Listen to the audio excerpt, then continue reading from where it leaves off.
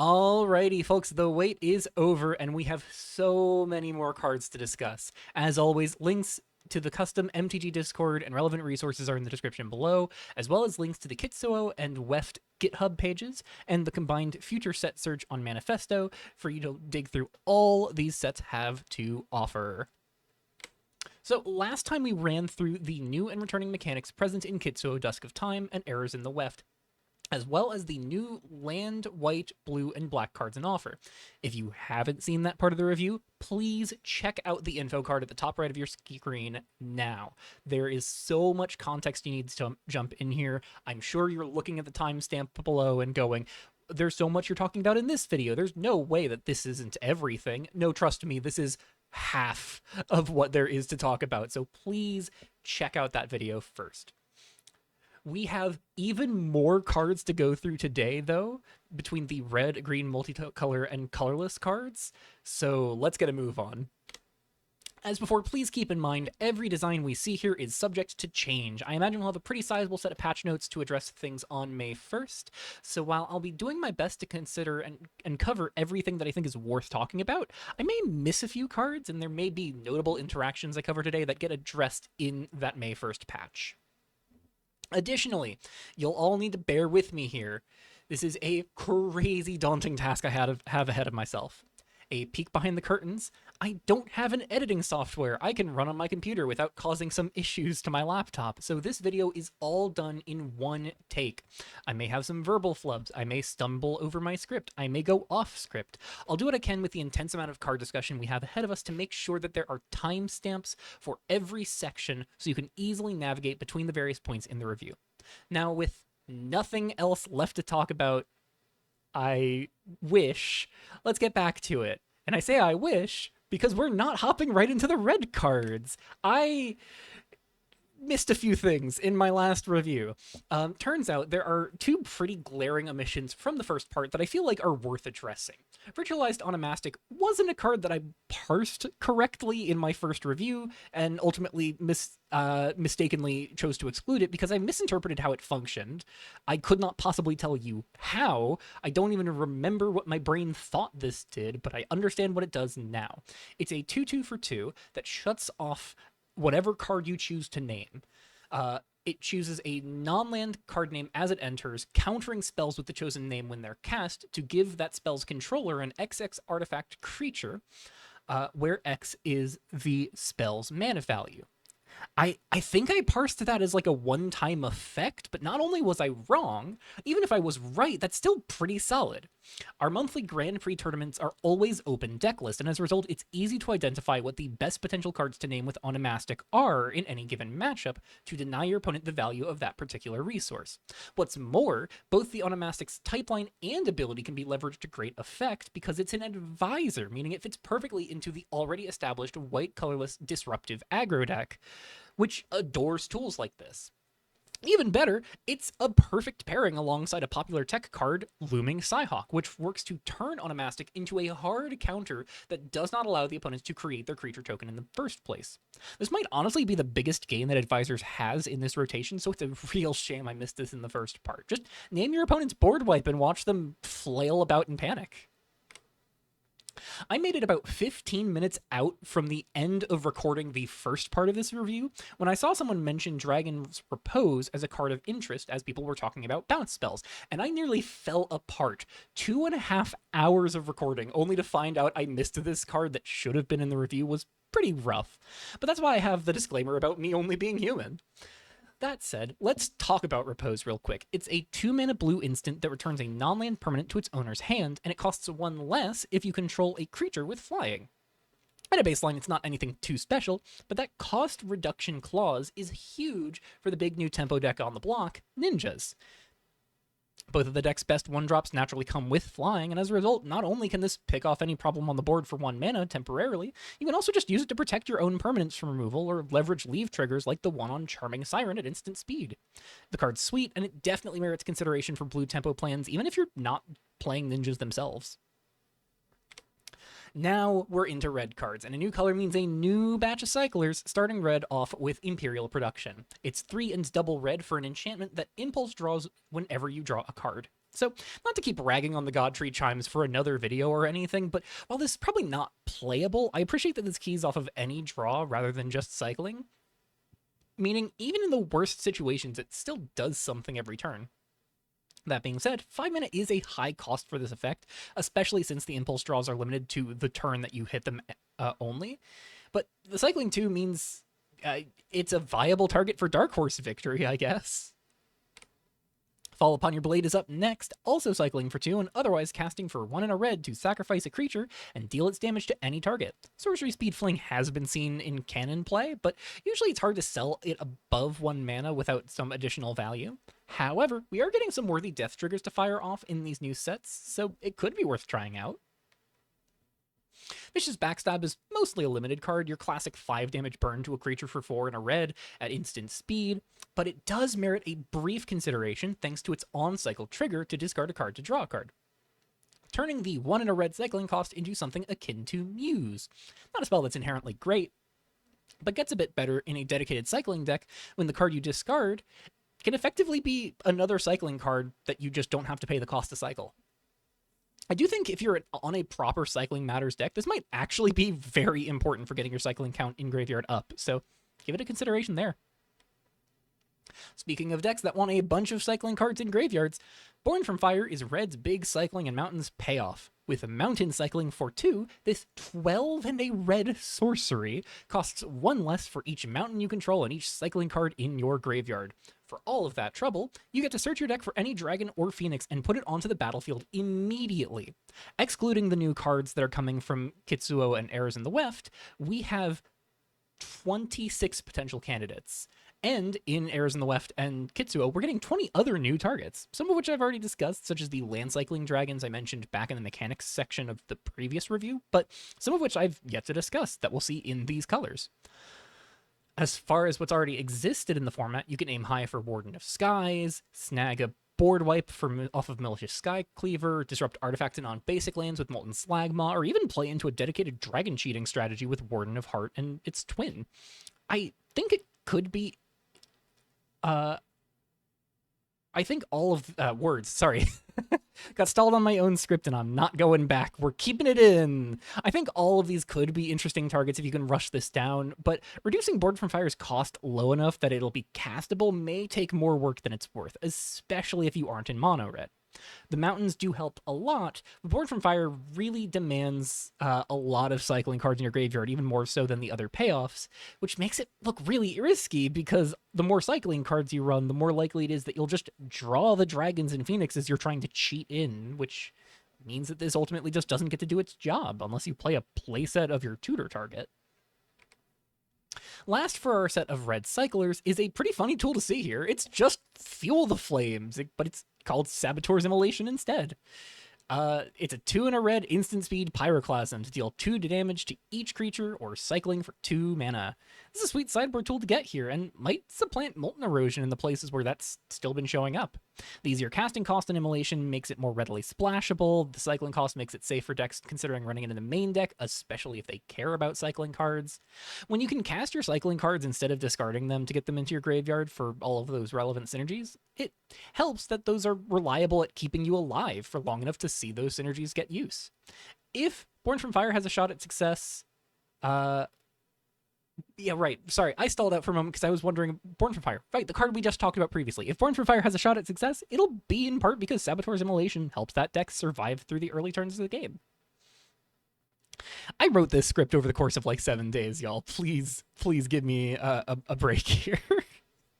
Shock is another great effect to be seeing join the format here, not necessarily because we were missing it, but because our only current Shock variant is on its last months of life. It's a classic single red, deal 2 to any target at instant speed, and it's seen play off and on through Revolution's history in varying coats of paint, typically in the hands of aggressive red decks. It's got new sweet art, and it's a good reprint to have with Punishment from Nyx departing next rotation. The one after this coming one, specifically. In fact, let's get another tried and tested red aggro card in here. Face of Animosity does a very solid impression of Monstrous Rage out of Canon Standard as a single red instant that gives a creature a +1/+1 counter and +2/+0 and trample for the turn. It's not quite Monstrous Rage in its entirety, as the trample is one turn only, but Face is likely to see play in the fastest builds of mono red and red-based aggro, especially in conjunction with Momentous Charge. Red Hot Rider is a 1-mana 1/1 Hyena Bat Warrior with Menace, and a corrupt ability to put the top card of your library exiled and stashed away if you have a permanent with greater mana value than it on it entering, allowing you to play the exiled card on a future turn, or even the turn you play it, if you can have a creature connected to your opponent. If you're wondering why I put any emphasis on the strange type line, it's because Solidarity has been itching for generically good aggressive tools with unique creature types, especially at the 1-drop slot on the curve. Solidarity as a mechanic has been largely underrepresented in the field, in part due to some of the deck building complications it presents, but some of those problems are made simpler with a generally solid evasive 1-drop that pseudo cantrips if you play it after a larger creature. So it's fine to set up your Solidarity curve, and it's fine off the top sometimes. Impulsive Underling is another 1-mana 1/1, this one a Demon Warrior that gets +1/+1 counters as it attacks, provided you've sacrificed a permanent that turn, and shooting your opponent for its power when it dies. The attack trigger not being an intervening if means you can get a counter if one of your other attack triggers cause you to sacrifice something, such as from Astrathian Gentrifiers. But of course, this also just works with all of the usual tricks like Primal Fissure as well, giving red a 1-drop that could potentially keep up with Seeker of New Horizons in the right circumstances. It's also probably one of our best uses for that sorcery speed fling that cycles, letting you deal damage to your opponent twice thanks to its death trigger. That final trigger really is the icing on the cake here, because a deck built around damned abilities wants cheap permanents to burn up, and Underling helps both supply early aggression to keep the opponent off kilter and give you some added reach when you're shredding your 1-drops for larger damned cards. Coytail Myrrh is a weird one that I can't quite figure out the right home for. It's a 1/1 Merfolk Noble with Menace and Haste, and has an optional trigger to sacrifice it when you discard cards to return one of the discarded cards to your hand. If there's a particular cycling card you'd rather keep in your hand, it can be nice to use and replay that cycling cost, but keep in mind that you're effectively spending 1 mana to do so by running the Coytail Myrrh out. I feel like I should like it in the Ignited Soul and Scrapyard Mecha Shell, since the Haste and Menace both play really nicely with the Mecha, and the deck is flush with cards to discard, but I'm not really sure where this is actually looking to be.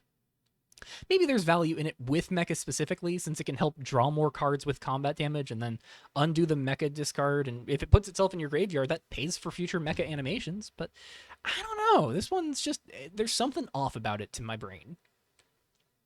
At last, we've arrived upon the final piece of the 1-mana treasure token trio.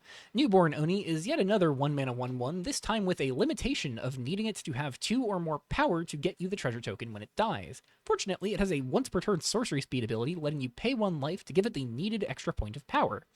While this is worse than the other treasure makers in a vacuum since it costs life to leave behind the treasure, it attacks better than the others, and that free activated ability can allow it to play into weird synergies like Seal Shoals or Plush Collection. It could be cool, I guess. Okay, so this one's going to take a bit of context. I have already built up a reputation in the community as something of a Cash Thrasher hater, and I want to set the record straight. I think this card's a good aggro card. It's a 2/2 for 2 with First Strike and Haste.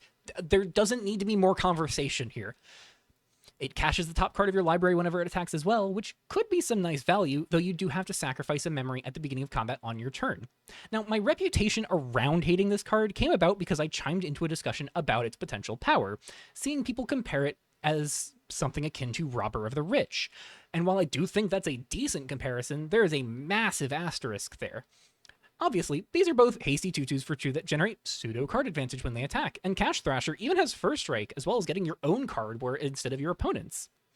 Where I think Cash Thrasher falls short of that comparison, though, is that folks are really overestimating how good memory tokens can be in aggressive strategies. If you're really hellbent on getting the most value out of Cash Thrasher, the tax you pay for using memory tokens is going to severely limit your ability to maximize the amount of pressure you can apply to your opponent. At which point, why include this in aggressive decks at all? No. I do think this card is an aggressive card, and in fact, I think it might be one of the best aggressive cards we're getting in this rotation. But I think folks are too obsessed with that attack trigger when the real strength is lying one line above it. Because Cash Thrasher guarantees you have a sacrifice permanent every single turn, it is a natural-born ally to all of the aggressive Damned and Sacrifice Matter synergies from Kitsuo, which already seem capable of pushing a lot of damage if left alone. Let it be known now, I do not actually hate this card. I just hate that folks think that attack trigger is anything more than a face-down impulse draw you have to pay 2 extra mana to use, and can maybe sometimes keep for later if this gets removed. Stellar card. Being kind of misevaluated, but folks are still landing on it being stellar, so at the end of the day, nothing truly lost there. Where I feel like folks are overhyping some aspects of Cash Thrasher, I think folks are also underrating Kirin of Boons. To be entirely fair, this isn't a new precedent. I've been of the opinion that the Student to Rotate in Blazing Hooligan is also largely underrated and underrespected. Kirin is a 2-mana 2/2 that makes a defending creature with power less than its own unable to block when it attacks, while also sharing that ability with other creatures you control that have counters on them. Negating blockers is a major component to allowing aggro to have reliable staying power through the mid-game, and especially with some of the better value creatures in the field right now sitting at 1 power, even just at a baseline, the Kirin could help clear the path pretty reliably. Where this gets great is in things like the red-green aggro shell we saw Cool Beans bring to this past Worlds tournament.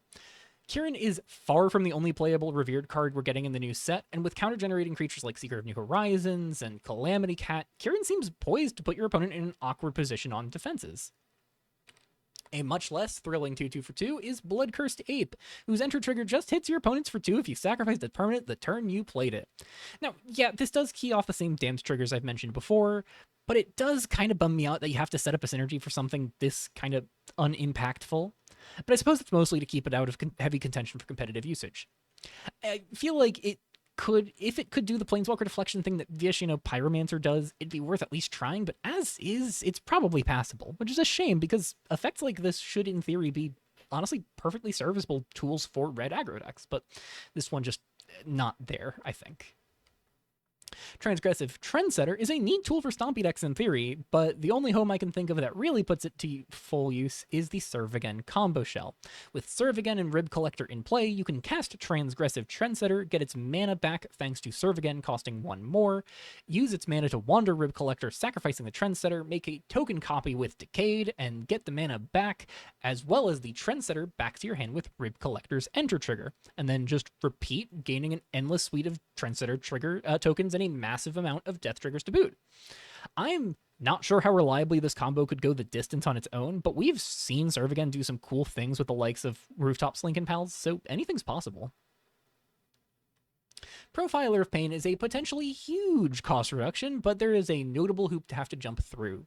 For 2 mana, this 1/3 Human Warlock has Menace and makes your error spells cost X less to cast, where X is the amount of life your opponents have lost in that given turn. While we haven't seen every error, the unifying factors behind them is that they skew towards high mana costs and are likely to struggle with dealing damage on their own. The Inversion Cycle and the high mana bombs and errors of the Weft are both cycles of error creatures, and the lowest any error lands on the mana curve is at 5 mana, so even the cheapest errors want you to push towards having Profiler discount things for at least 3 mana if you want to maximize your value, or at least 2 mana if you want to drop an error on curve on turn 3. I think there are a few playable errors, but I don't know if those are exactly what Profiler needs to be successful. At the very least, any cheap burn spell becomes a ritual for casting your high-cost errors.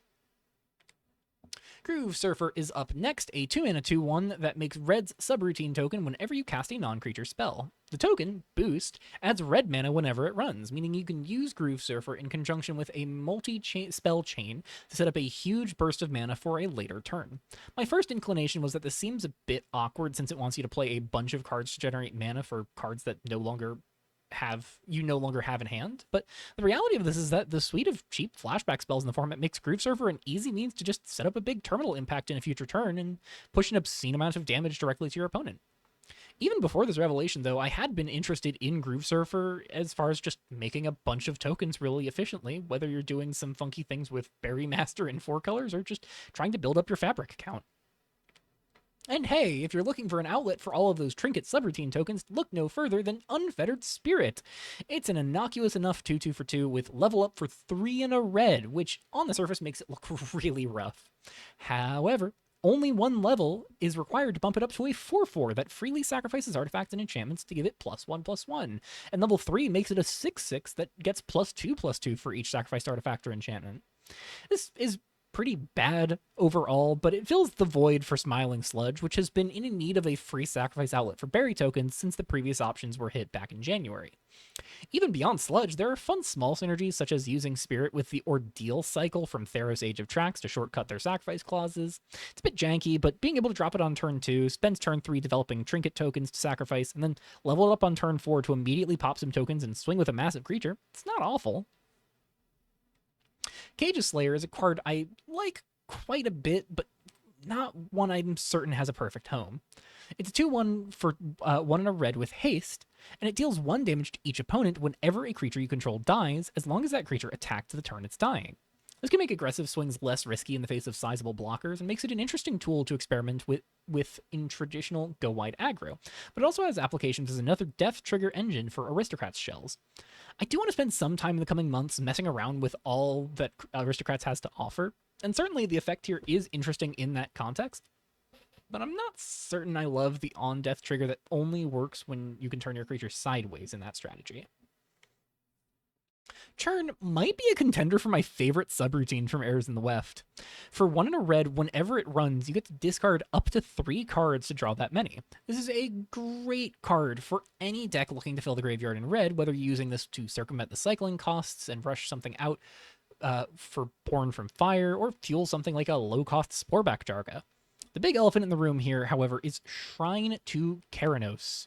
Mathematically speaking, both of these cards let you discard 3 cards to draw 3 cards in every 3-turn cycle, but where Shrine does so in 1-card increments, Churn is all in. If you care about the incremental process, Shrine can be better, but Churn being non-legendary means you can get more in play without worry, and the immediacy of getting the full discard 3, draw 3 the turn after you play it means that in the short term, it actually hits that threshold faster than Shrine to Keranos.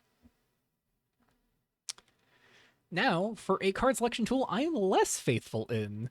Creative Commission is also 1 in a red for an enchantment, and this one exiles the top card of your library face down whenever a subroutine you control runs. From there, you can pay a red, discard your hand, and sacrifice Creative Commission to put all the cards it exiled into your hand.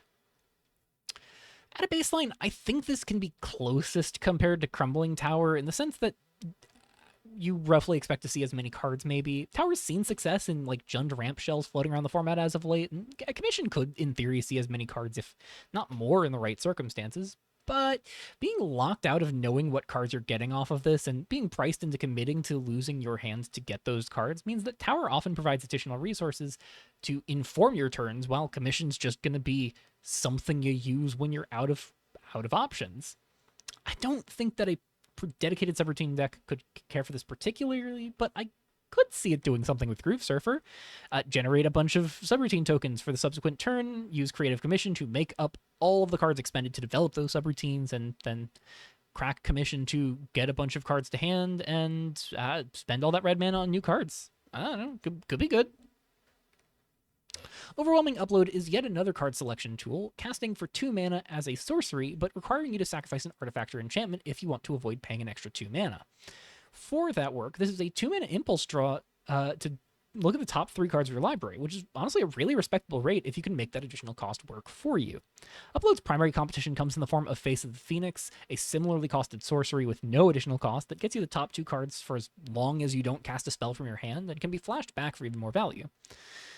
It's a tad awkward in terms of the long-term value that Face of the Phoenix offers, but even if Upload is cast for just the 2 mana, like, it sees you more cards for just the 2 mana that you spend, and I do think it has a place among the impulse draw greats that we have available right now.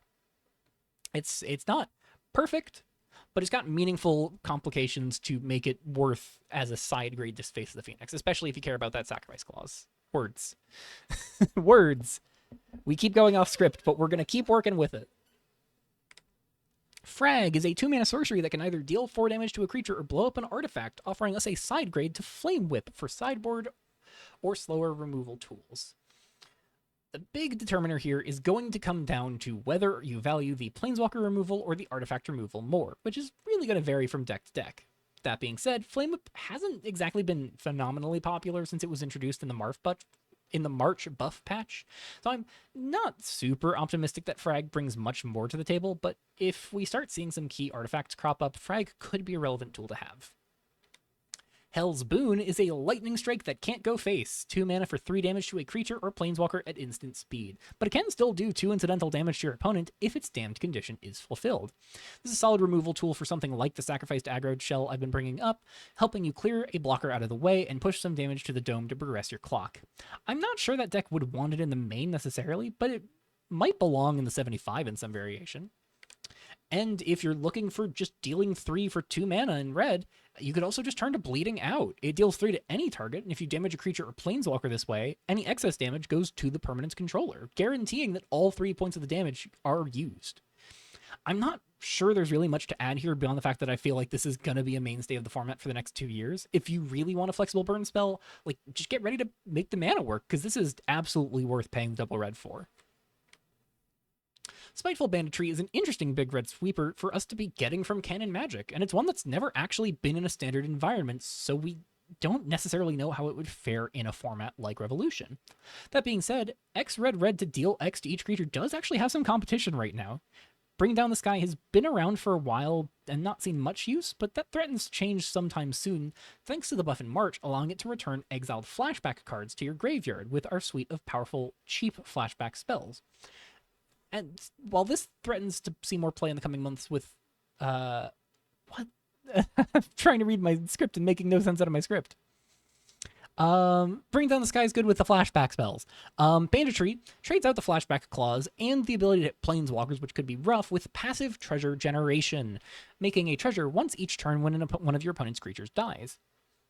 This contributing devotion passively could make it worthwhile in red devotion shells, but I think it's even better in sustainable investments decks where those treasures become repeatable sources of mana.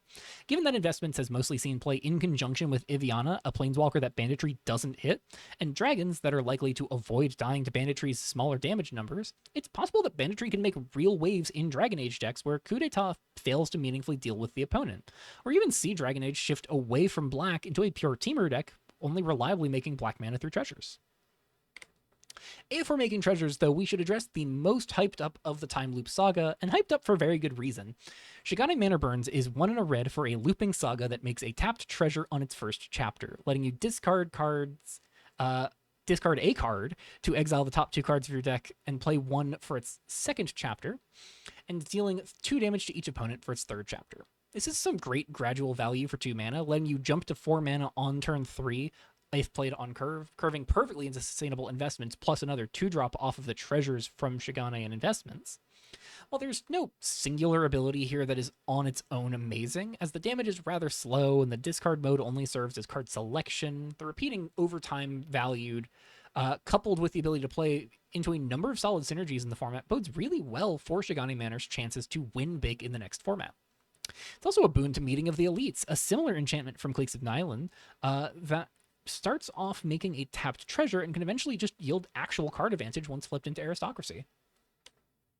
Spirit Realm Phoenix has also inspired a fair bit of hype, partly due to our familiar devious Calamity Cat.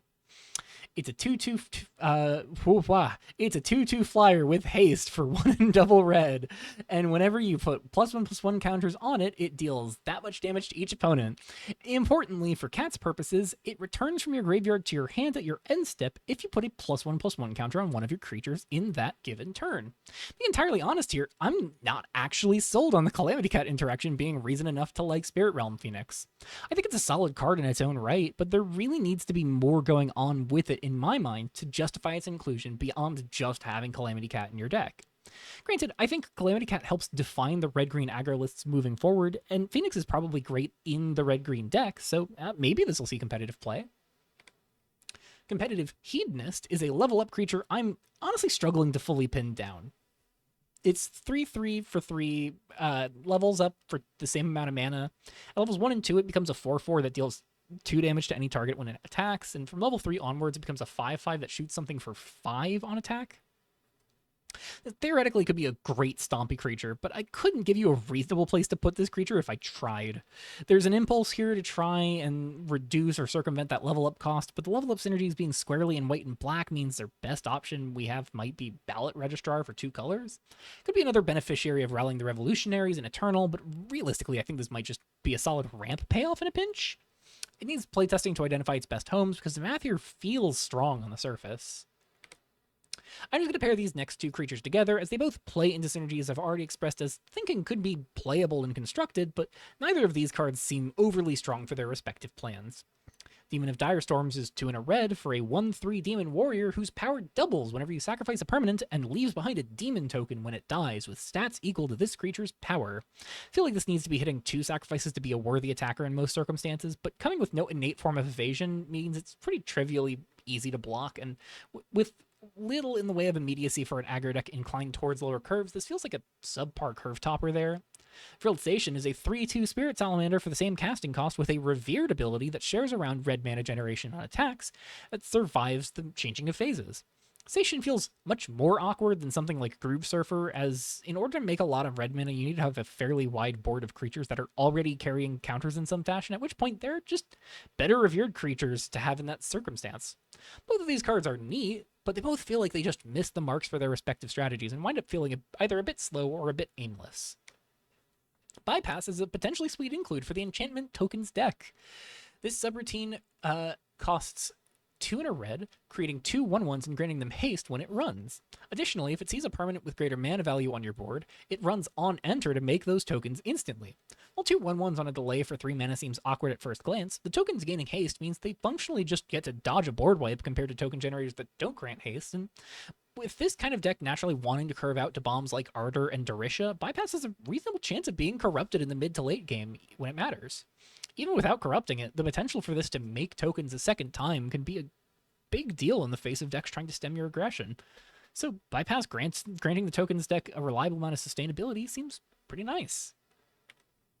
Electronic Countermeasures feels harder to meaningfully corrupt, however. For 2 and a red at instant speed, it deals 5 damage to a creature, letting you impulse draw cards equal to the excess damage if you can corrupt it. The impulsed cards being locked to your next end step incentivizes you to hold this up rather than ever playing it at sorcery speed if you can make that corrupt clause count, but otherwise this just feels like a solid niche tool that the format was lacking. We don't really have many clean 5 damage burn spells for creatures at a reasonably low cost. The only comparable card for the given threshold right now is Heedless Cruelty, which will have potential homes in the new environment thanks to Damned synergies, but Countermeasures seems like a decent tool for more control-y shells to just consider if they want to go above the 4 toughness breakpoint. I don't think you actually need to care about corrupting this at all. Like, the corrupting clause still requires an additional hoop to jump through of you shooting a creature with less than 5 toughness, so just play removal? Just play removal. Fork is a pretty neat subroutine, but one that requires some evaluation beyond just itself. For 2 and a red, it sets up the usual subroutine delay, running to copy your next instant, sorcery, or subroutine spell you cast in that turn. On curve, if you set it to run up immediately, that copies your 4 mana instant, sorcery, or subroutine you cast the following turn. Biggest sorceries and instants I can think of for 4 mana are just Chronicles, but there's maybe a bit of comedic potential with doubling up a Dark Horse Victory. Realistically, you're probably just best off copying a subroutine or maybe copying a cheap flashback spell like Wade Through Spores. Now, if you're delaying it to go off in 2 or 3 turns, I can't really evaluate what the best thing to copy would be without having to potentially just delay this video to go through all of the potential hits. Suffice to say, there's a lot of potential here, but it's a big puzzle, so I think ultimately the reward of how worth it is going to be is just down to how much excitement you get from solving that puzzle. Bootstrap Daemon is a beautiful payoff for going wide with trinket tokens, especially in the Sacrifice aggro shell. It's a 3/3 flyer with haste for 3 and a red, and whenever you attack while it's in your graveyard, you can pay a red and sacrifice 2 total artifacts and or enchantments to return it to play tapped and attacking. Our biggest disposable tokens right now are berries, treasures, and memories, and with things like Eidolon of Empty Thoughts and Cash Thrasher leaving behind random tokens over time you can burn to Bootstrap Daemon, there's plenty of ways to develop the necessary trinkets to feed to the demon. Better yet, Eidolon is an enchantment you can freely sacrifice to help bring Bootstrap Daemon out, leaving a treasure token behind as you pay to pay you back for the red mana spent to do so. And things like Cash Thrasher you can actually stack meaningfully by letting Cash Thrasher make its memory token before you pay to bring back Bootstrap Daemon.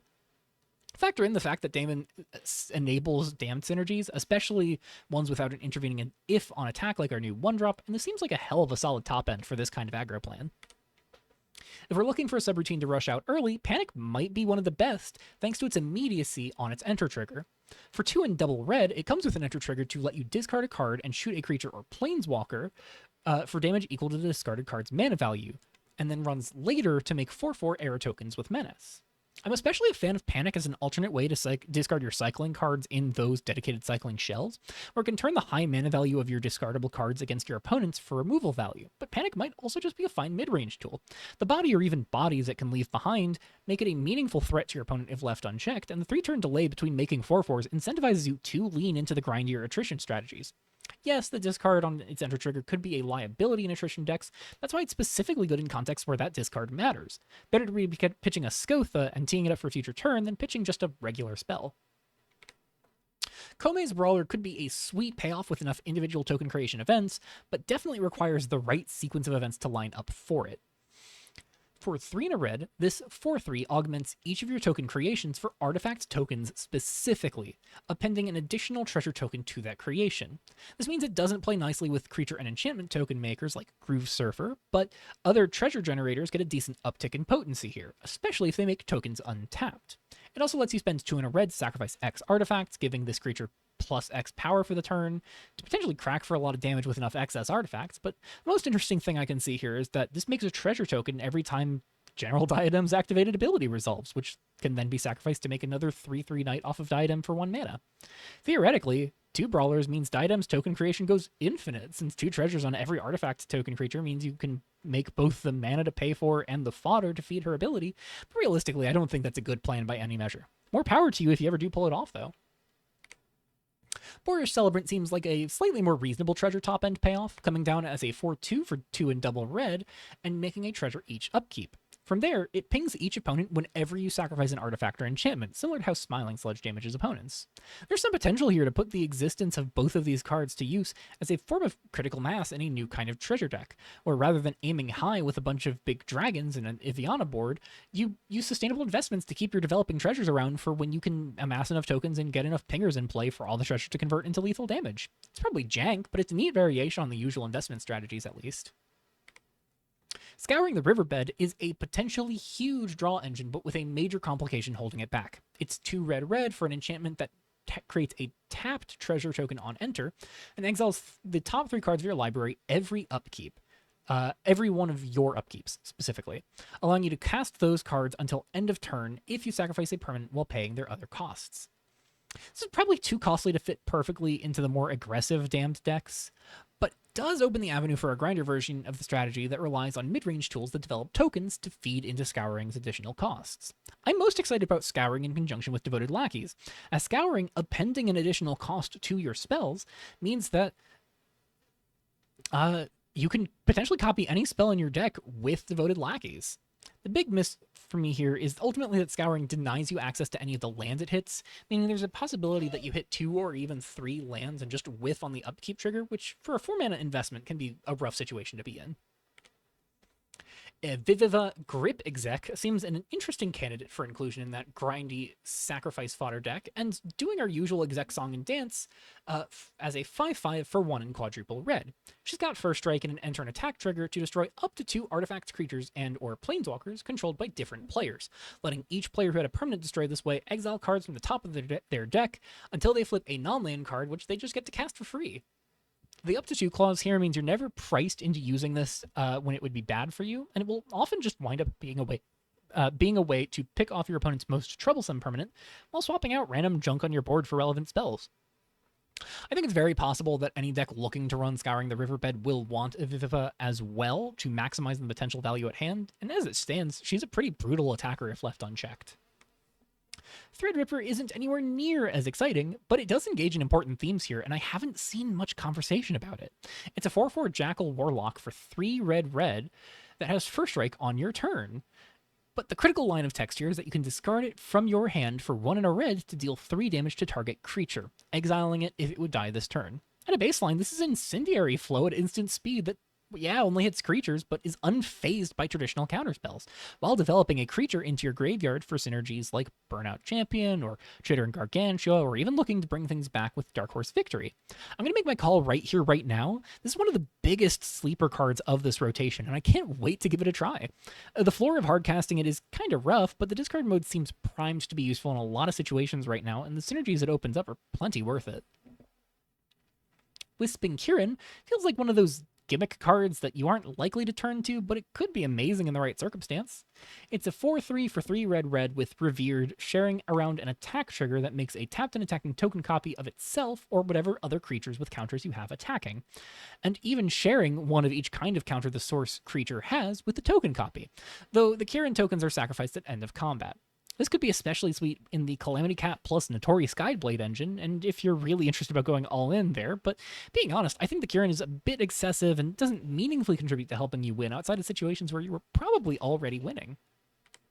If you're really looking for the pinnacle of revered creatures that close out the game, you need to aim 1 mana higher for Hakodate Regent, a 3/6 Phoenix Spirit for 4 red. It's got flying and deals double damage, sharing both of those abilities with other creatures you control that have counters on them. It could do neat things with level up creatures like Competitive Hedonist, and it's probably the best Phoenix to find for Born from Fire, but I'll be honest, I'm not a believer in this one either. 6 mana for this effect could be huge, but the amount of effort required to make it hit hard feels pretty clunky. The real beneficiary of Born from Fire is, in this new rotation, is Garation the Stormlord, a 6/6 legendary dragon for 5 red. He is flying and lets you cast a dragon spell or a spell with mana value 6 or less from your hand for free when he enters. He also sweeps the board of non-dragon creatures, dealing damage equal to a spell's mana value when you spend mana less than its mana value to cast it once each turn. You get to choose which spell in a given turn does this effect, removing any awkwardness that could come about from smaller cost-reducing spells. And the board wipe dodging dragons helps him point to one clean home immediately: Dragon Age. Garation is possibly the best new card to get off of Iviana's -2 thanks to the major impact he has upon entering, and Iviana granting him haste adds to the immediacy quite effectively. As mentioned, he's also solid with Born from Fire, both as a reasonable target for it to find, or even just using Born from Fire as a cheap blasphemous act when needed. Considering that Sweeper ability also works with cards like Wade Through Spores fairly effectively, there are a lot of clean synergies to like here. Coherence Inversion is our red legendary error, casting for 4 and triple red as an 8/7. It strips your lands down to pinger engines that deal 1 damage to any target, and replaces all non-land sources of damage with token generation, making treasures equal to the damage you would deal. Coherence Inversion is actually a potentially playable card thanks to the previously mentioned Boorish Celebrant. Since the Celebrant's damage is replaced by making treasures, the two cards together create an infinite loop of artifact sacrifice events, which you can then pay off with something like Smiling Sludge, which ignores Coherence Inversion thanks to it being a source of life loss rather than outright damage. I'm not sold on this being a worthwhile strategy to go all in on, but I could see the treasure burn deck I pitched trying to find room for 1 or 2 copies of Coherence Inversion along with some means and finding it more reliably. I know I'm a sucker for high-cost creatures that self-cost reduce, and that's why I have Abrasive Punk in this review in the first place, but I think this card's just bad. It's 4/3 Trampler for 5 and double red, though it costs 1 less for each creature you control. When it enters, you can opt to discard your hand to draw 2 cards, but put simply, this just isn't a very exciting way to pay off decks looking to go wide, and I'm not sure of many circumstances where I'd be thrilled to have this over any other cost reducer. Maybe in a dedicated red aggro deck that isn't looking to hold up burn spells, it could be decent, but I feel like that's a stretch. Rowhammer, however, is a much more exciting cost-reducing dummy. It's a 5/5 with Trample for haste for 7 and a red that costs X less to cast, where X is the greatest mana value among permanents you control. Rowhammer has a very clear home in my mind, and that's as a way to pile on the stats for the black-red based cycling stompy shells I've been cooking up, landing on Burnout Champion and the other big cycling matters stat bomb we'll get to towards the end of this review in Giant Hewn Toad. Both of the big cost-reducing threats in cycling aggro land at 7 mana on the curve, meaning Rowhammer has an easy avenue to come down as a 1 mana 5/5 with haste and trample. I don't know if that deck wants to be on the full play set, but considering the leading brew in my mind is built around also leveraging Dark Horse Victory, there's also a world where you just use DHV to bring back a bigger creature that cycled and then get to slam Rowhammer for very little mana that way. We've arrived at last to the big error in red to close out the color, and it's a weird one. Infinite Loop is 6 and double red for a 10/8 with Trample and a Haymaker of an enter trigger, forcing a subroutine you control to run X times, where X is 7 minus the number of cards in your hand, before sacrificing the subroutine you chose to run. If anything is going to make Profiler of Pain work, it's this, though there are definitely some hoops to jump through. First, you need a worthy subroutine to actually repeatedly run. Token generators work well, but my favorite is Copy, which can make a bunch of extra 10/8s with Trample and even potentially force other subroutines you control to fire off if possible. You also have to find some means of actually getting this into play. Again, Profiler of Pain seems a safe bet, especially if you're going to copy it with Copy the turn you plan to pop off. Although, even if you do Copy Profiler on turn 4, you'll need to deal at least 2 damage to your opponent to cast an Infinite Loop on curve. The effort required might be a lot of fuss for a pretty mediocre reward, but it's definitely a spicy deck if nothing else. One last singular color to get through, let's talk about more cycling cards. Starting off with a trio of cycling green sorceries I have very little hope for. Balance of Realms, Overflow, and Breath of the Spirit Realm are all big overrun effects, with each one hitting harder the more mana you're willing to pay. Balance of the Realms is our common, casting for 3 and a green, or cycling for 1 and a green. On cast, it puts a +1/+1 counter on each creature you control, while cycling it puts a counter on a single creature you control. Being entirely honest, if any of these see constructed play, it might honestly be this one, solely for its lower casting cost combined with reasonable bonus for cycling, but it's not stellar. Overflow cycles for 2 generic mana and casts for 3 and double green, also putting a +1/+1 counter on each of your creatures, while also giving them an additional +1/+1 plus trample for the turn. It's got more overt lethality, but I can't imagine any deck would reasonably reach for this tool. If you're really desperate for a big overrun, you might just be better off with the rare of this batch. Breath of the Spirit Realm is our Forest Cycler, casting for 6 and a green to give your creatures +X/+X for the turn, where X is the total number of forests you have in play and cycling cards in your graveyard, as well as granting your creatures Vigilance and Trample. It's the most lethal of these options by far, but 7 mana is a big ask in my eyes. Ultimately, all of these tools seem pretty niche and unlikely to see a bunch of constructed play, but as they are cycling cards, they're at least worth the merit of discussing, even if they do absolutely nothing in Revolution. Don't take that to mean green is lacking for good cycling cards, though. Realm Weft Implosion is a perfectly fine sideboard tool, destroying an artifact or enchantment for 1 and a green at instant speed, or cycling for 2. It's a fine side grade to return to nature when you need it to be, although admittedly the existence of Hungry Blob and Thunderous Avalanche have largely overshadowed most single-target artifact and enchantment hate. That being said, there's still potential for this to crop up over 2-year tenure, and that's more than could have been said for the last 3 cards. The real king of green cycling cards, however, is also our first card to cycle for only 1 mana, though we'll be seeing more once we get into the multicolor cards. Cartographer's Skill cycles for a single green, or can be cast for 3 and a green as an enchantment that searches up a basic land to play tapped when it enters, or whenever you draw your second card each turn. The big appeal here is that while this looks like a cycling synergy card on the surface, repeat draw engines like Shrine to Keranos and the Kunai Stone can help you trigger Cartographer's Skill more frequently without repeated effort. In fact, Kunai Stone in similar ways to draw at instant speed can even help to let skill search up 2 basic lands every turn cycle, yielding a huge burst in mana generation, all for the low price of sculpting your hand. This could redefine what ramp looks like and push controlling decks towards having access to higher cost spells more effectively while thinning their deck of lands rapidly. Put skill on your list of cards to keep an eye on, because there is some great strength hiding here. Moving on from cycling tools, I think it's best we start with Arushi Shigane Heirloom. It's a legendary equipment for a single green mana that equips for 1 and gives the equipped creature +1/+1. Beyond that, it passively makes your ninjutsu abilities cost 1 less to activate and can auto-equip to any ninja as it enters. It's a pretty simplistic card in all honesty, but one that looks a lot more favorable than Expert Blade Work, which I talked about last time.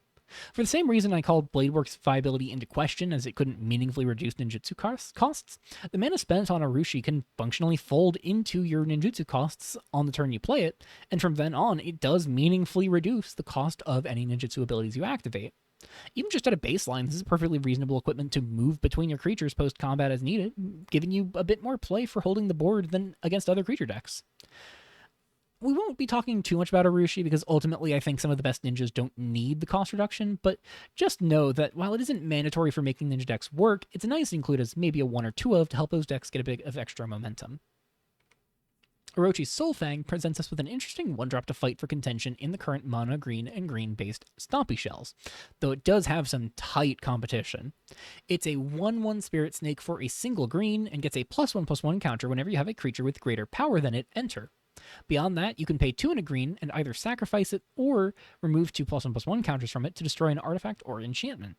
The flexibility of that activated ability is nice, especially since it gives you an aggro creature you can main deck while still having meaningful checks to problematic artifacts and enchantments. It's not likely to replace Secret of New Horizons in its current form, and Aspiring Anarchist currently just represents so much potential damage in the mono-green shells, but in the red-green shells where counter synergies may be more important, it's possible that this slips in over Anarchist as the secondary green 1-drop of choice. Untethered Daemon is a 1/1, not a 1/1, a 1-mana dork with 4 toughness, and yet I think it's really rough looking. See, this 0/4 can be tapped for a single green mana, and cast for a single green mana, but the mana that it taps for is only usable to activate abilities of memory tokens, not cast the spells off of memory tokens or cast anything that you have in exile or cast or activate anything else.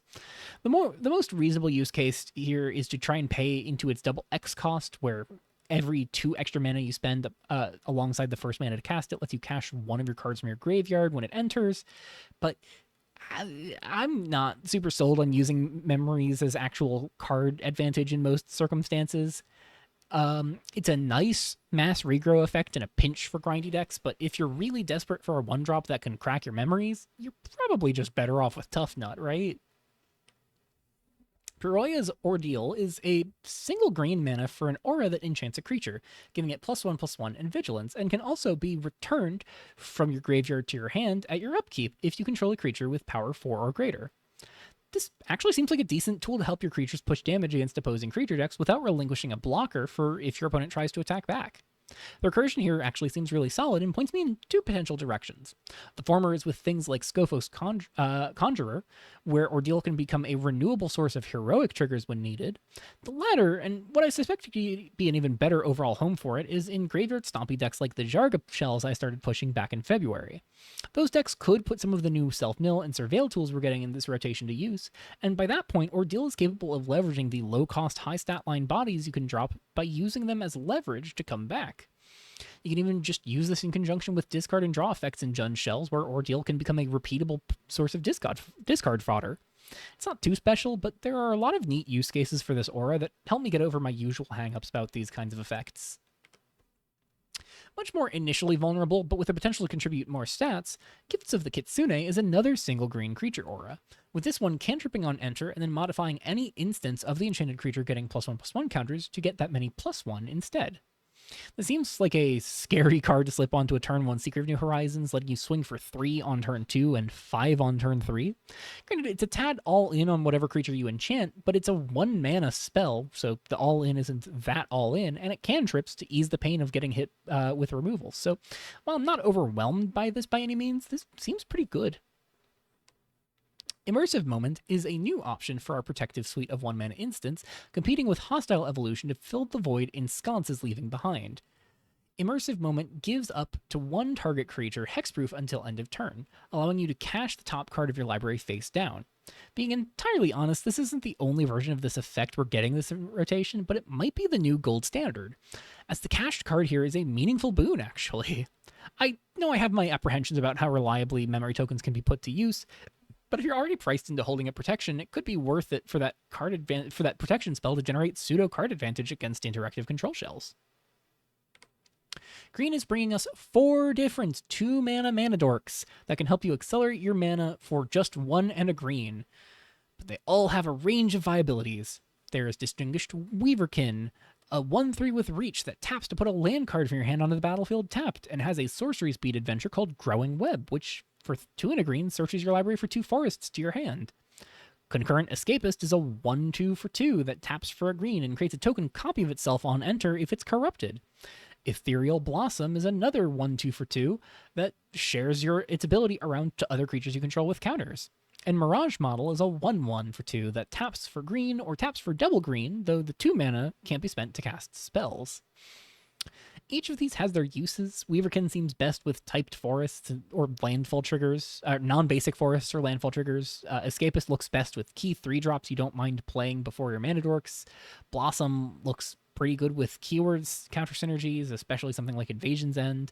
Mirage Model is particularly good with activated abilities like the Sacrifice ability on Root Fossil. I can't say with confidence if or where any of these could show up, but 2-mana dorks are generally somewhere in the range of okay to deck defining as long as they don't have some major drawbacks. And while all of these struggle to lean towards the deck defining side of things, there's enough here to at least consider them. Cyberzoologist seems like it could have some decent play in certain aggro or mid-range contexts. It's a 3/1 human druid for 1 and a green, and it levels up for the same cost. Starting at level 1, it becomes a 4/2 that draws you a card whenever you cast a creature spell with power 3 or greater. And from level 3 onwards, it's a 5/3 that copies those creature spells with 3 or more power.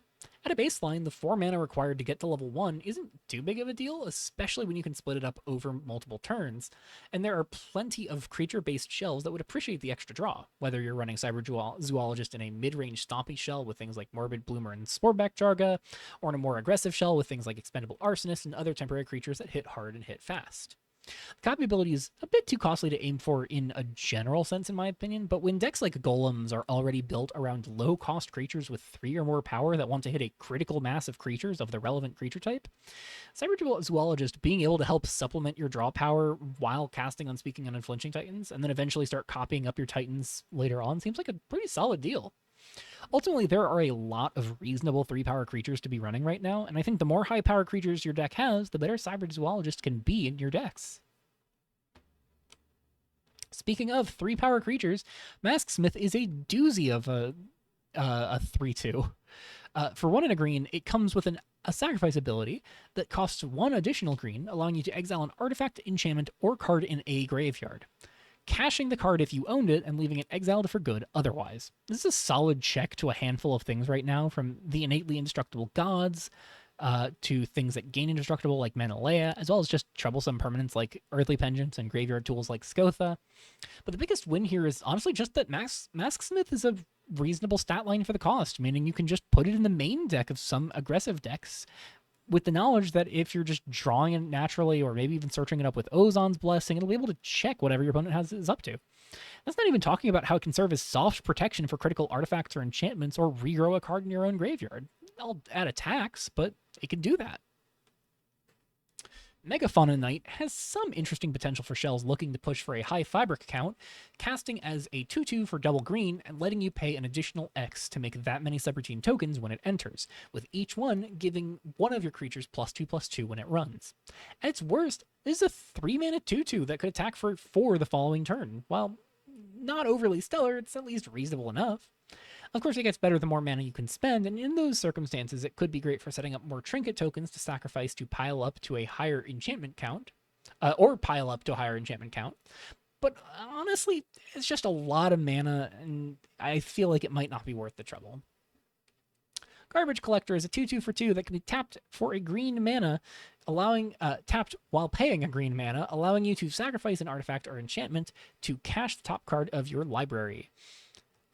This reminds me a lot of Estranged Aristocrat, a largely underused Cliques of Nylon common in black that could manalessly sacrifice an artifact or creature and pay 1 life to pledge, often just sacrificing whatever trinket token you're making to make another.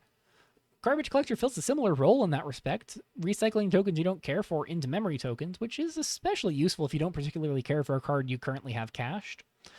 The sorcery speed restriction here is awkward, though, as it prohibits you from using it to circumvent removal, and ultimately the mana cost to activate combined with the mana tax on cached cards leaves me feeling pessimistic here. Nothing like a stat snowball to make some pessimism vanish. Uncoiling Realm Spawn is another 2-mana 2/2, and this one comes with a modal on-attack trigger that looks like the unholy marriage of Orochi Soulfang and Aspiring Anarchist. The first mode lets you put +1/+1 counters on the attacking Realm Spawn if another creature you control has greater power, while the second mode lets it forcibly swap all of your other attacking creatures' base powers and toughnesses to be equal to the Realm Spawn's current stat line. Considering Anarchist has forced a lot of folks to get familiar with how favorable that second mode can get with +1/+1 counters, this seems like a slam dunk in any dedicated counter deck, whether you're spiraling the board wider or just letting the Hydra scale off your largest creatures. Mirage Form Shinobi is our first green ninja to talk about, coming down as a 2/1 for 2 or ninjutsuing in for a single green mana. Whenever it deals combat damage to a player, it puts a +1/+1 counter onto a creature you control that doesn't already have one, allowing you to buff it up with its first combat damage trigger and use subsequent hits to buff up your other cheap evasive threats. I think the ninjutsu plan in blue is clean enough that you could get away without splashing into green, but the mana might be getting good enough to try green-blue ninjas anyways, and there are admittedly some other sweet reasons to want to be in both of the ninja colors, as we'll get into. The one big awkward spot for ninjas in green is that they don't contribute to the same level of ninjutsu fodder that blue does, so blue is more likely to be the core of ninjutsu decks, while green just provides some of the better top-end tools. Iterate is one of the weirdest of the bunch of subroutines we're getting here. It's 1 and a green for a modal run trigger. You can create Noop, a legendary 3/3 construct with Defender. You can make a construct you control lose Defender and become the 5/5 avatar in addition to its other types indefinitely. Or you can put a number of +1/+1 counters onto target creature you control equal to its power. Target avatar you control equal to its power and give it trample permanently. As it stands, this is a painfully slow threat on its own, but there are some ways you could make it kind of cute. There are a few construct token generators kicking around right now, my favorite being Cogwork Harvester, which can immediately become a 5/5 itself or let one of its tokens take the effect as well, or maybe just sacrifice Noop for mana in a pinch. You could also mess around with using Iterate to buff out a curved out 1-mana construct such as Dated Mechanoid or Cybat into a 5/5 attacker on turn 3, which could be a meaningful clock. Lastly, you could even look to pitch it to an avatar to couple it within a pinch. Every creature in the Warden Supercycle from Shikyu Chaos Reigns has the avatar type line. We also have Ao as a potentially fringe beneficiary of the stat line doubling. Ultimately, there are some neat things Iterate can do, and the floor of making a 3/3 defender isn't bad by any means, but I'd hesitate to call this card something worth playing. I'll be forthright. I cannot conceive of a good home for Rejuvenation Session, but the rate here in theory seems awesome. For 1 and a green as a sorcery, you gain life and look at the top cards of your library equal to the greatest mana value among permanents on your board, letting you reveal 2 cards that are creatures, enchantments, or lands to put them into your hand. For 2 mana, this is a hypothetical card selection spell, but the puzzle is just where this could feasibly see use.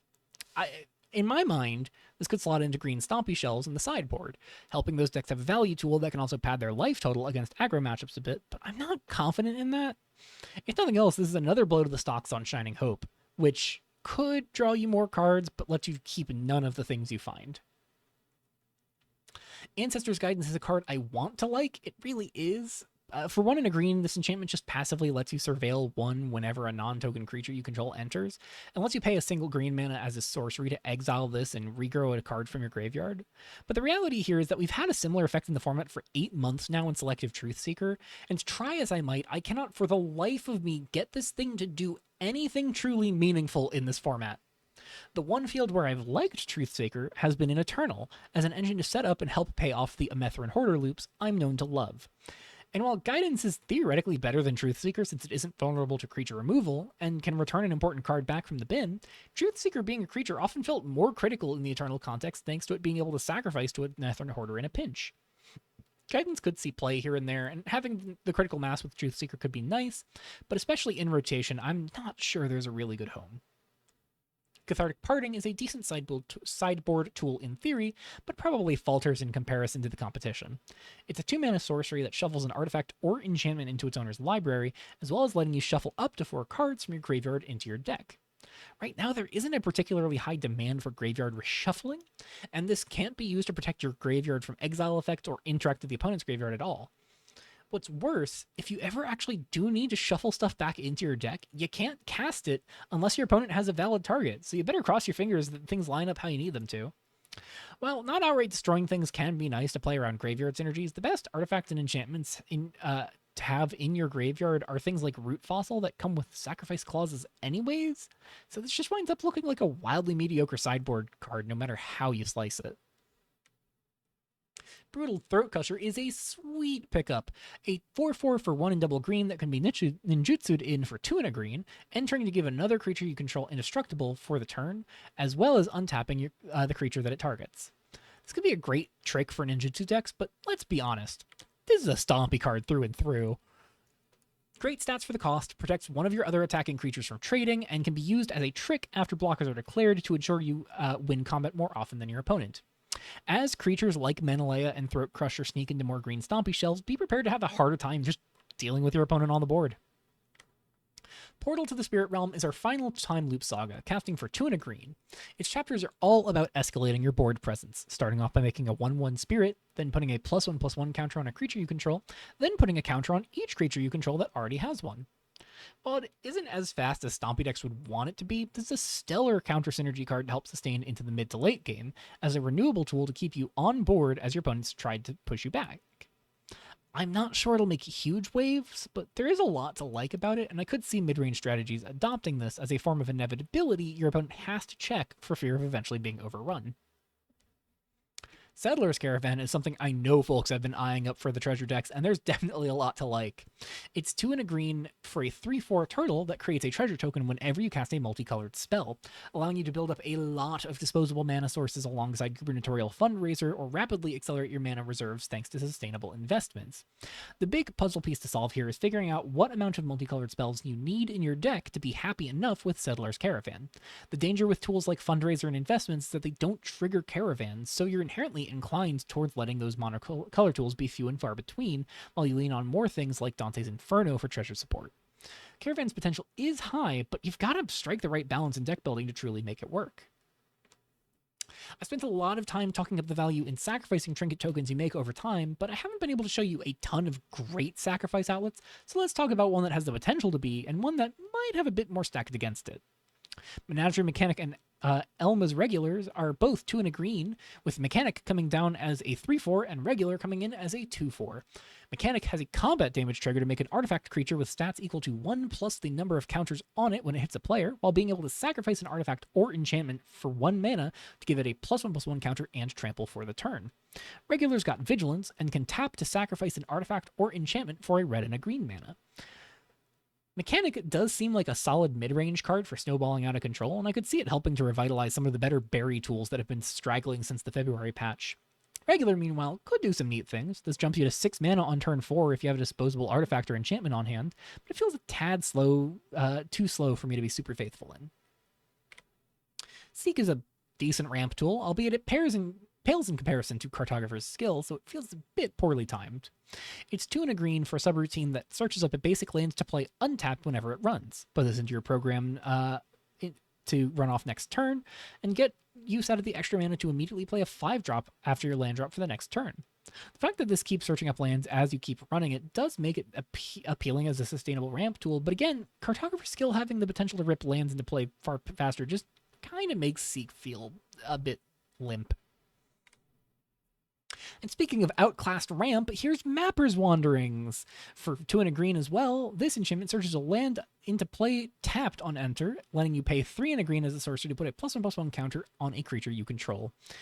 Could be interesting with enchantment flicker effects like Jump, but that's also true about Cartographer's skill, so tricky to have faith in this one either. Generate is our last 3-drop for this section, a 2 and a green subroutine that lets you play permanent cards from your graveyard when it runs. Though only one, and it does cause that permanent to enter with a finality counter. General assessment here is that it's just more awkward than some of the other recursion tools we've covered, even if some of those other recursion tools are just awkward as well.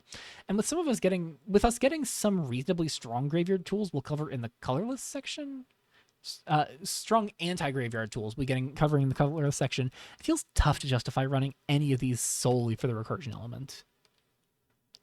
Ribbon Dancer's actually the last mono-green ninjutsu card I think really merits discussion, but I'll cheat the flow of this section and bring up the honorable mention of Shigane Elder as well so it doesn't get left behind.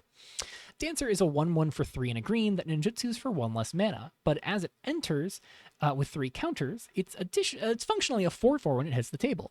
From there, you can move a +1/+1 counter from it to other creatures you control as those creatures enter, gradually reducing the Dancer's stats to share across your team. Couples nicely with Brutal Throat Crusher to give you a critical mass of ninjas that hit for 4 for 3 mana on the ninjutsu cost. And if you can find a way to slip through with it after removing its counters, you can use another ninja to pick it back up and queue up another 4/4 from hand later on. It's not special in any way, but it could be worth testing around at least. Shigane Elder has less immediate use, but it does hit like a freight train if you can ninjutsu it. It's a 7/7 trampler for 5 in double green, or you can ninjutsu it for 6 in a green, costing 1 less to activate for each attacking creature you control. As ninjutsu requires an attacking creature anyways, it'll always cost at most 6 mana to slip in, but it does have the great go-wide potential of coming down for a single mana if you can attack with 6 or more creatures and get one of them to slip through. That being said, this kind of just feels like a win more card where you're trying to safely swing with 6 creatures, so it's hard to justify really needing the upgrade on any of them, and it's just kind of really clunky to have off of only a few attackers, and even worse to be hard casting. Air's Bane Deadshot is a stellar fabric payoff, coming down as a 4/4 for 2 and double green. It's got reach and trample, and gives a creature you control +X/+X and trample for the turn at your combat, where X is the number of enchantments you control. Now, obviously, this seems like a solid candidate for any aggro or mid-range deck that passively develops enchantments like the previously discussed token strategies, but I also think Deadshot could be another contender for Solidarity decks. It's got 3 types, all of which are largely absent from 13 of the 15 Solidarity cards we have available, and both of the base, body, and the triggered ability benefit from your gradual buildup of Solidarity tokens as you take more combats. It's a solid chance to see play even if the Solidarity deck goes nowhere, but I'm certainly loving some of the type lines that Errors and Weft is bringing for supporting Solidarity as a strategy. Ageless Sation seems primed to do some silliness with counter strategies, but seems particularly solid as a candidate for abusing Planeswalker ultimates. It's a 5/5 Spirit Dragon for 2 and triple green with Ward 2 and a replacement effect that triples any counters you put on a permanent or player. The big game here is, of course, dropping a Planeswalker after Station to triple their starting loyalty. The best beneficiary of this that I can find from the 5 sets we're keeping in the field is Czar of the Eternal Cycle, as his -12 strips 5 permanents away from your opponent while drawing you 5 cards. But Sation could also be useful with Iviana Dragon Tamer, as it's a dragon you can fetch from your sideboard that amplifies how much work your opponent needs to do to clear subsequent counters of the Planeswalker. Subsequent copies of the Planeswalker. I think I said counters. Anyways, up next is Stonework Titan, a 5/4 artifact turtle for 3 and double green. When it enters, you can search up a land card or a creature with mana value 1 or less and put it into play untapped, and can pay 1 and a green to return another creature or land you control to its owner's hand, giving the Titan indestructible in the process. I think this could be really scary with flicker strategies. Has a lot of potential strength thanks to the suite of 1-drops currently available to search. You can find Charming Siren, and then you get to pay 1 a green and a blue to give creatures the left to see blessing repeatedly. You could search up Melon as a defensive piece. You could search Jorgen as a way to leverage the mana you'd expect to have after getting Stonework Titan in play. And in a pinch, this does just find any land that you could want or need and drop that into play. If your deck is built to leverage a particular 1-drop or needs a specific utility land, Titan could do just the trick. Aurora is our final part of the buffer of the exec cycle, and this can really help us assemble a critical mass of lands. As always, she is a 5/5 for 1 and quadruple green with trample this time, and an enter and attack trigger. This time, letting you surveil 3 before returning all land cards from your graveyard to the battlefield tapped. This is a fantastic addition to the graveyard ramp shells we've seen thrive in recent months, using Root Fossil and Archaic Obelisk to line your graveyard with lands before dropping Aurora to tee up an easy Chronicle flashback the next turn. Even without other setup tools, she's like a turbocharged Unflinching Titan, making her long-term value hard to contend with, especially as you take opportunities to turn that Surveil 3 into fixing your next draws. Realm Violator is the big hallmark way of burning up useless trinket tokens in green, casting as a 6/6 Serpent Insect with Trample that lets you sacrifice 2 non-land, non-serpent permanents as many times as you please on enter to create that many 6/6 Serpent tokens. While I like this a lot with berries and the like, there's also something to be said about just how great it looks at converting gradual token generation enchantments into immediate massive bodies, especially deadly if you can get this into play after an Ardor Forefront of Freedom to turn those tokens sideways immediately. Whether it's eating token-making enchantments or a swarm of berry tokens, Realm Violator's a horrifying top deck for your opponent to have to see across the table. Speculative Execution is kind of a clunky 8/8 for 6 and green that comes with Vigilance and Wards too, while animating each memory token you control to be 4/4s with those same keywords. There aren't many repeatable memory token generators, so the best use case I can think of is taking the gamble with unending possibility to convert your hand into trinket tokens, so you can try and crash in with them the following turn, but it's a risky endeavor and not one I'm optimistic in. But in theory, Execution can be a lot of stats on board if you set it up right. It's just a lot of work to do that setup. We've also got the final member of the inversion cycle here in Resource Inversion, a 9/10 for 5 and triple green that lets you cast permanent spells as though they have flesh, and forces you to untap rather than tap permanents to activate abilities during your second main phase. This paradoxically prevents tap abilities from being activated with untapped permanents, but because this specifically only replaces the tapped symbol, any other ways you have for tapping creatures opens the door for some solid combo potential. The big one here is Aqua Crew Flagship, as a pair of them, without summoning sickness, can be used to crew each other alongside Resource Inversion, untapped to loot, and then tapped to each other's crew abilities to repeat the cycle. You can also do things like untap a bunch of lands for mana before tapping them to Altar of Chrome, and if one of those artifacts you tap is the altar, you can respond to that activated ability by untapping the altar to drain your opponent for 1. Even just using Resource Inversion to untap your lands while making more mana and leaving your lands untapped going into your opponent's turn, where the static ability can let you get more use from the mana by casting other big things at instant speed, can be a huge game. And while most of the inversions have me skeptical because of their high mana costs, the fact that Resource Inversion immediately pays you back for the mana you spend makes it a very interesting ramp tool to consider. And seriously, Altar of Chrome, that just, it plus 3 lands kills somebody with Resource Inversion on your second main phase. That's kind of great. So, this big Altar of Chrome stocks. I'm off script if you can't tell.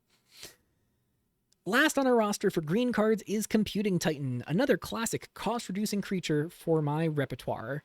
It's a 7 and a green, 5/7 with Vigilance, though it costs 1 less to cast for each enchantment you control.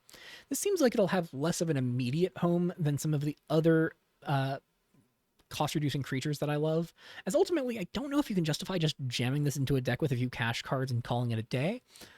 While I want to love this card, the decks that amass a bunch of enchantments the best don't really care for getting a 1-mana 5/7 you have to put a bunch of work in for, so don't hold your breath for this one to see play. We've arrived at Multicolor at last, and there is so much to talk about like you wouldn't believe. We'll be going through this in as structured of a manner as I can muster, starting with off-color adventures, then off-color level-up costs, then hybrid spells, and then finally proper gold cards in color combination order. Let's kick off the longest section of the review by far with Simian Pupil, a 2 and double blue 4/4 with a Vigilance that draws you a card whenever a creature token you control deals combat damage to a player. It also comes with Monkey Around, an X and a white sorcery that makes X 1/1 white monkey tokens. It's a fine army in a can spell, whether you're using it as a dedicated tokens card or in need of a bunch of sacrifice fodder, or even just on a slower deck that could use more ways to spend extra mana or push for more card draw. The main body isn't too shabby either, so while there aren't any inherent synergies that sing to me here, this is a totally reasonable card that I could see pop up here and there. Next is Vengeful Artificer, a 5/4 for 4 and a black that lets you sacrifice another creature to make treasure tokens equal to that creature's power when it enters. That isn't too exciting to me, but it also comes with Oni Artifice, a 2 and a red sorcery adventure that clones any creature, giving the token copy haste for the turn and forcing it to sacrifice at the end step. The big flag for me here is that Oni Artifice doesn't require you to target a creature you control, allowing it to copy up opposing creatures in a pinch. While the full sequence being 8 mana is a bit awkward, the adventure it's reasonable enough that I think I could see myself trying this out in a mid-range deck in these colors. And in theory, you could just play a high power creature that's temporary and like goes away after attacking and just not attack with it and let Vengeful Artificer crack it for a bunch of draw power. I don't think that's great, but it's a thing you can do. Eerie Sentinel doesn't have as astonishing an adventure, but its main body does have some potential use. It's a 2/2 first striker for 3 and a white that limits players to only attacking or blocking with a single creature. Its sorcery adventure, Terrible Skill, casts for 1 and a black to choose 2 creatures controlled by the same player and force them to sacrifice 1. That name's pretty apt because this is a very rough edict effect. But the creature here is one of the better support tools we're getting for Exalted. We've seen a similar card get some success here and there in the last few months, with Hoenn Champion costing 2 more mana and requiring you to be in 2 colors to cast the main body, but locking combats down to 2 attackers and blockers at a time while making good attackers for that combat. Eerie Sentinel here lets you pile on into the Exalted train knowing full well that your opponent is locked into the single attacker as well, which has some good solid stall potential. If this were an advisor, I'd be rating it even higher, but as it stands, it seems like it could be pretty good. Aonuma's Students is the exact opposite, with a pretty unremarkable body and a pretty stellar adventure, one of my favorites in the set. It's a 2/2 with Death Touch for 1 and a green, which can be nice at getting in unblocked for ninjutsu abilities, but it comes with the instant adventure Infiltration, which for 4 and a blue draws you 2 cards and then discards 1 before letting you cast a spell with mana value 3 or less from your hand without paying its mana cost. I've got 2 words for you folks. Let me hear you say it with me. Coup d'etat. We've seen already in the past how effective an instant speed coup d'etat can be thanks to Get Your Wish. And while Infiltration obviously requires more mana to make it happen, getting to draw 2 cards and discard 1 means you get some additional added value through card selection while teeing up the coup. Couple that with the fact that casting Infiltration also functionally draws you a 2/2 Death Toucher that can be played on your turn afterwards to block whatever larger creature might have survived the sweeper, and this seems like a recipe for success. Even beyond the coup line, Infiltration seems like a haymaker spell for ambushing your opponents at the right moment, so count me impressed. I like this one a lot. From one set mechanic to the next, let's talk Pixel Pixie. It's a 2/2 flyer for 1 and a white and levels up for either a blue or a red mana. At levels 2 through 4, it becomes a 3/3 and gains prowess. And at level 5 and beyond, it's a 4/4 with 3 instances of prowess. This could honestly be a solid contender for consideration in a Jeskai Spellslinger shell, though with Hyperpop rotating, it's hard to say if those decks would still want to even be Spellslinger. Regardless, it's a pretty decent tempo threat. It's evasive, it blocks opposing 1/1 flyers, and it plays very well with your usual suite of cheap flashback spells. Olus's Axiom is a 0/2 artifact creature or construct for a single blue mana, and it levels up for 1 and a red. Levels 1 and 2 make it a 1/3 that runs a subroutine you control when it hits a player, and from level 3 onward, it becomes a 2/4 that runs that subroutine twice.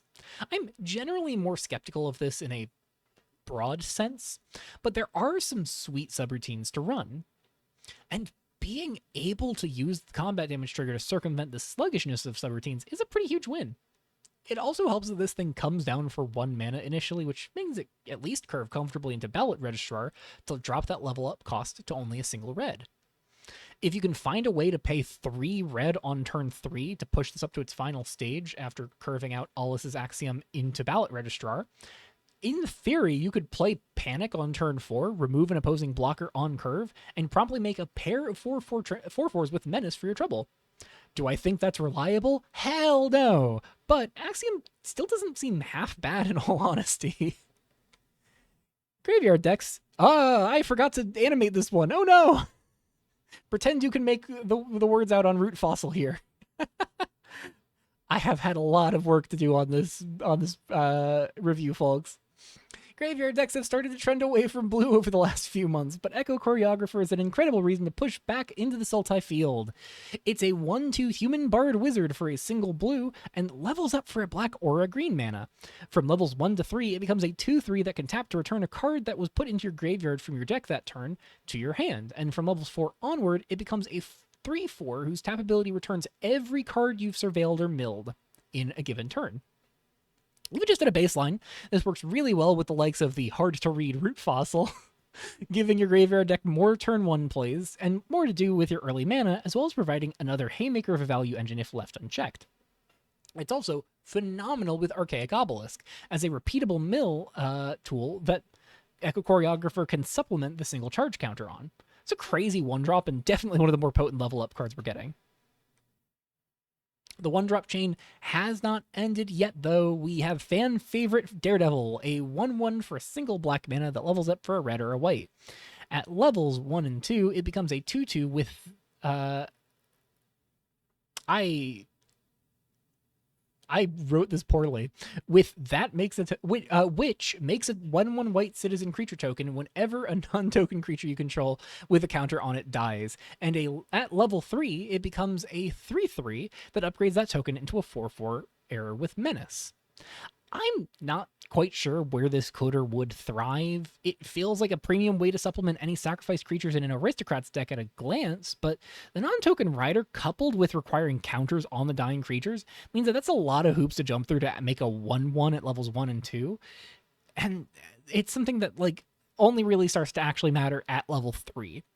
It's the best start to a dedicated level up deck, I guess, but I'm not sure if that deck could even conceptually thrive in a constructed environment with how mana hungry a lot of the level up creatures are.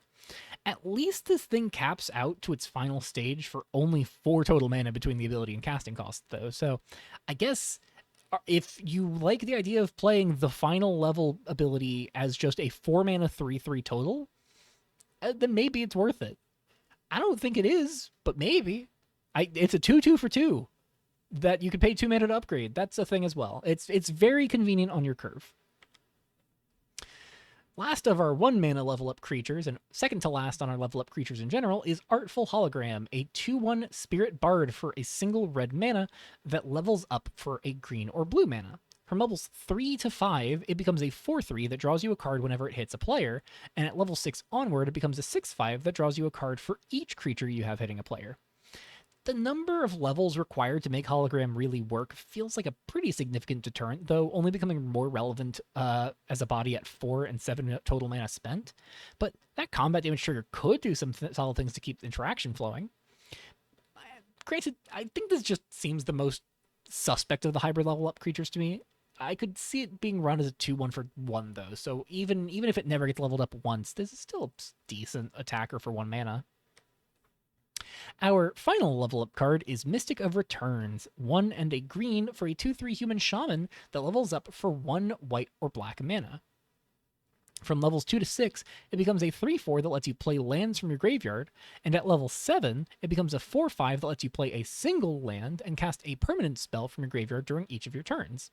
This seems fine to just cast as a vanilla 2/3 and then level up twice the following turn. We've got a lot of solid fetches available right now, and while the final level mode could be sweet to bury the opponent in value deep into the game, it's not necessary to make this thing see play. Hybrid cards are up next, starting with Inner Fortitude. It's an aura that casts aura cycles for a single white or blue mana, giving the enchanted creature +1/+1 and vigilance if you cast it. The big reason to talk about this is that it cycles for 1 mana, which makes it a premium for decks that want cycling cards for their draw rather than their text. But even then, this is a decently reasonable aura to play, so you'll usually be discarding this. While you usually be discarding this to replace it, it could come in some matchups depending on how your cycling deck looks. Come in handy in some matchups. That was the word I was looking for. Sky's Flourishing is up next. The sorcery for 1 and white or blue that taps up to one target artifact or creature while making a 1/1 bird token with flying, copying itself when cast if you control a creature with flying already. Solid blue tempo tool to put more stats on the board while clearing the way for your attackers, and while it might be outclassed by other cards the color has access to right now, it's certainly a respectable tool to have in your arsenal. I don't see this being a white spells mattering too much, though, unless you have specific multicolor spells matter triggers you care about, but it is in white. Yingjun's Presence is the first in a cycle of legendary hybrid color enchantments that cast for at least double hybrid mana and have an activated ability, letting you pay one of each of its colors to permanently make it a 3/2 dragon with flying. For Yingjun's Presence, it casts for 1 and double white-blue hybrid mana, untapping your non-land permanents at the end of combat on your turn. At a baseline, this can be nice for granting your creature pseudo-vigilance or rebuying use of their tap abilities. This gets extra good with non-creature permanents that have tap abilities. Think Kanai Stone, Aqua Crew Flagship, Cryptolabe, even your tapped treasures thanks to sustainable investments. This could be a solid control tool to allow you to apply pressure to your opponent or use key abilities multiple times in a turn. Especially in the case of investments in Cryptolabe, which can allow you to develop threats in your first main phase while leaving up interaction afterwards. Phantom Intercept is another cool candidate for Dark Horse Victory, casting as a 7/7 with Flash for 5 and double blue-black hybrid, or discarding for 1 and a single hybrid to surveil 1 and then draw a card. It's important to remember that this and the similar cards from the first part from Errors in the Weft won't count as cycling cards for those relevant synergies, but they do still count as having activated abilities for the sake of letting Dark Horse Victory slip them out for cheap. Scions of War is up next, a 2/2 for double black-red hybrid that can sacrifice another creature once each turn to get a +2/+1 until end of turn. This is pretty mediocre, yeah, but we're kind of starved for free sacrifice outlets right now in Aristocrats build, so maybe this never costing extra mana could be enough merit to give it a try. Oni of Tongues has generated a little bit of chatter as 2/2 for 1 in a black or red mana that makes you a treasure token when it enters if you've sacrificed a permanent the turn you play it. It's a multicolor card, which can work nicely for the treasure components that care, but beyond the hoop required to get the treasure, the hoop required to get the treasure feels bad when you compare it to something like Shigane Manor Burns, which just always makes you the treasure. Aoshun's Presence is the next in the legendary enchantment cycle. This one casting for double black-red hybrid and coming with an end of combat trigger, allowing you to sacrifice another creature, dealing 2 damage to each opponent that creature attacked, and drawing you a card if you do so. It's going to be a solid way to spend your 1-mana creatures you do want to sacrifice, especially since you don't actually need to have attacked with them. At a baseline, this always lets you sacrifice a creature to draw a card, and the damage only happens if that creature got to attack, so the value is always accessible, but the damage is going to require you to actually do some work. I'm not sure it's an all-star, and drawing duplicates of this will hurt, but it's a solid engine at least. Slayer of Numachi is another cycling creature to hit with Dark Horse Victory, and this one cycles for a single mana. It's a 6/4 for 4 double black-red hybrid, dealing 3 damage to any target when it dies, and of course, cycling for 1 mana of either black or red. It's a solid body to get back with Dark Horse Victory, and it's one of the best cycling cards for the sake of paying into cycling synergies because of it being a creature for things like Burnout Champion. Honestly, I think you should probably expect me to register this at least once or twice in the next 2 years for a GP. I'm excited for this one. Scorching Gecko is mostly innocuous. It's a 0/0 for red or a green with haste, enters with a +1/+1 counter on it, moves its counters when it dies.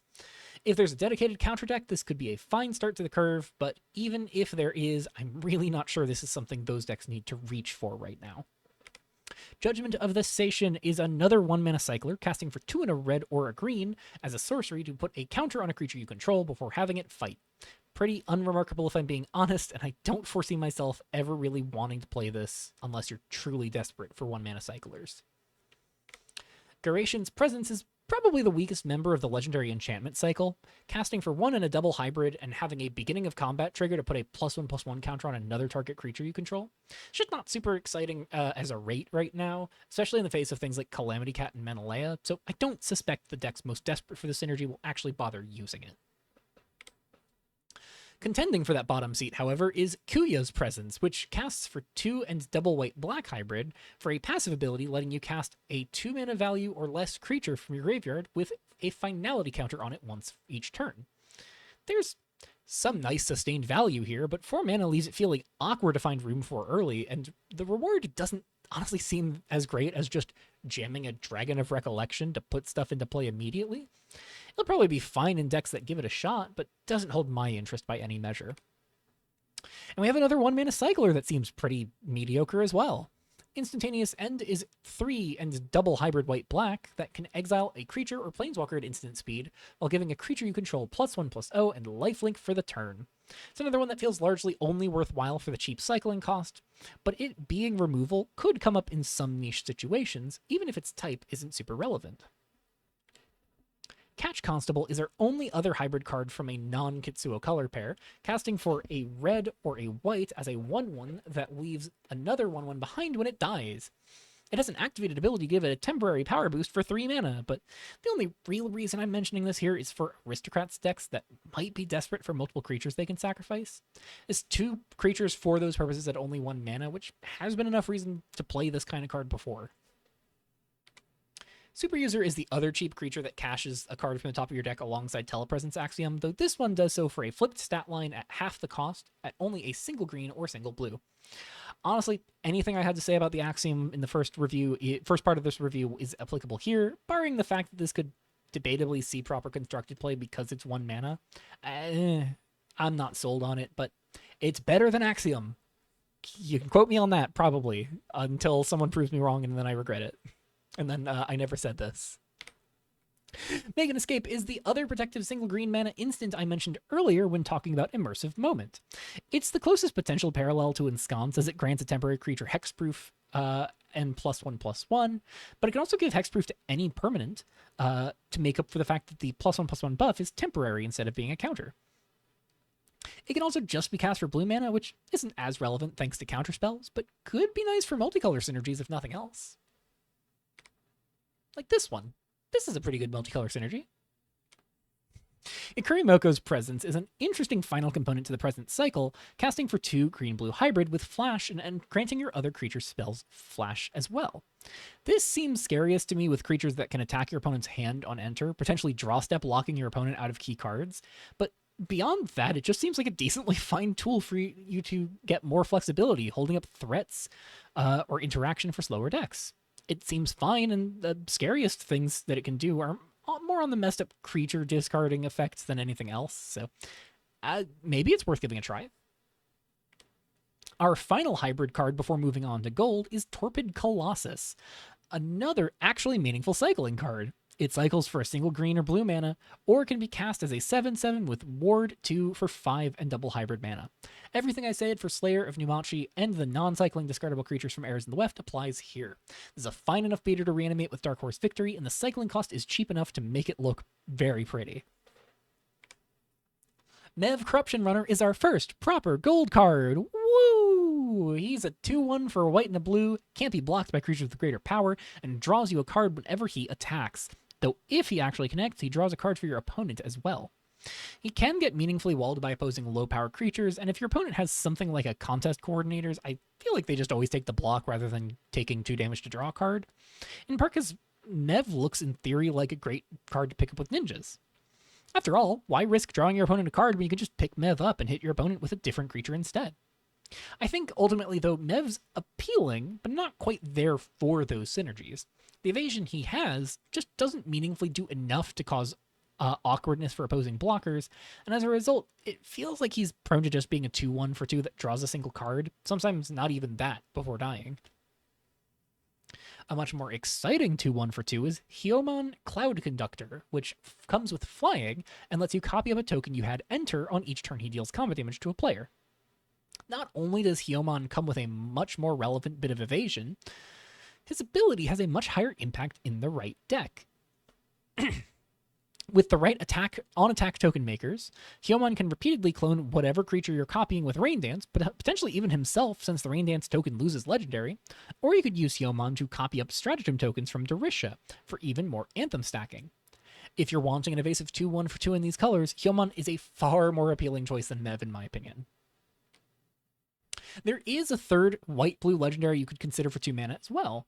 Ukina Aethersong Basker is a 1/1 for a white and a blue that creates a 1/1 blue bird with flying on enter. And afterwards, you can activate her flow ability for 3 and a white-blue hybrid to look at the top 2 cards of your library, putting one to hand and the other on the bottom of your deck, and tapping creatures as you pay to reduce the generic cost here.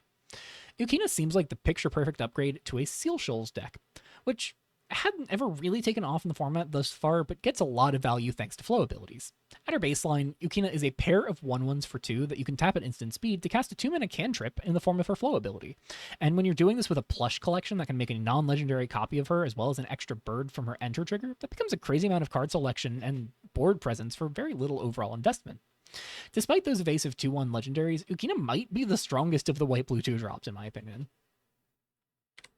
All right, it's finally time. We have to talk about one of the biggest cycles in this upcoming rotation. So, a brief history lesson.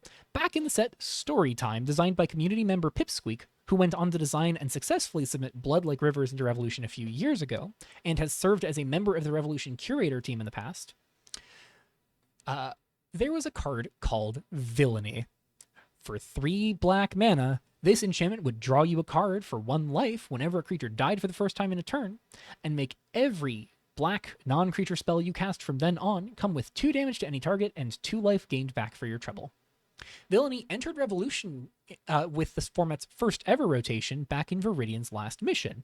But if you're wondering why I don't have the Viridian's Last Mission card image to show you, it was deemed too powerful for Revolution, to the point where it was banned and completely replaced with World Domination. This card was experimented with in the wake of the Villainy banning, but could never live up to the control power that Villainy offered. That design seed that Villainy presents has become such a popular idea within the custom Magic community that we've seen a number of triple-colored mana enchantments get designed in the community since, and 2 others have both existed in Revolution at separate times. Brutality existed in Monsters of Chikyu, which actually was in the format before Villainy was in the format, and Military back in Karslov. Karslov rotating back at Cybros' release last year means that we're approaching the 1-year mark of no deck-defining 3-pip enchantments like these being available. But this is changing with Kitsuo Dusk of Time. The first of the triple pip enchantment cycle in Kitsuo Dusk of Time is Equanimity, which casts for a white, blue, and hybrid mana. It allows you to replace 1 token creation event in each turn with an opportunity to create that many token copies of a token you control, and it just makes you a 1/1 blue bird with flying whenever you attack. This points you instantly towards making and copying up tokens of the most powerful permanents you can muster, as well as asking for token makers that can put several of a token on the board at once to maximize the once per turn trigger that carries this card's strength.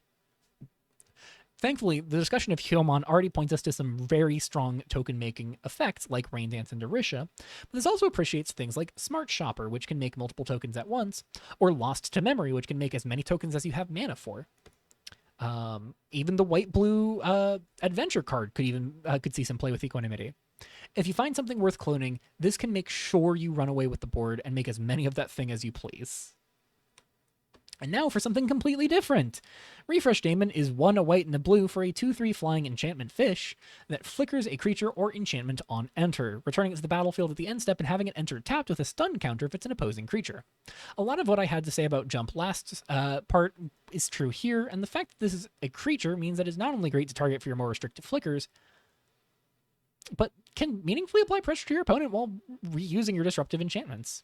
It's nowhere near as flashy as Equanimity, but honestly, it might still be pretty great.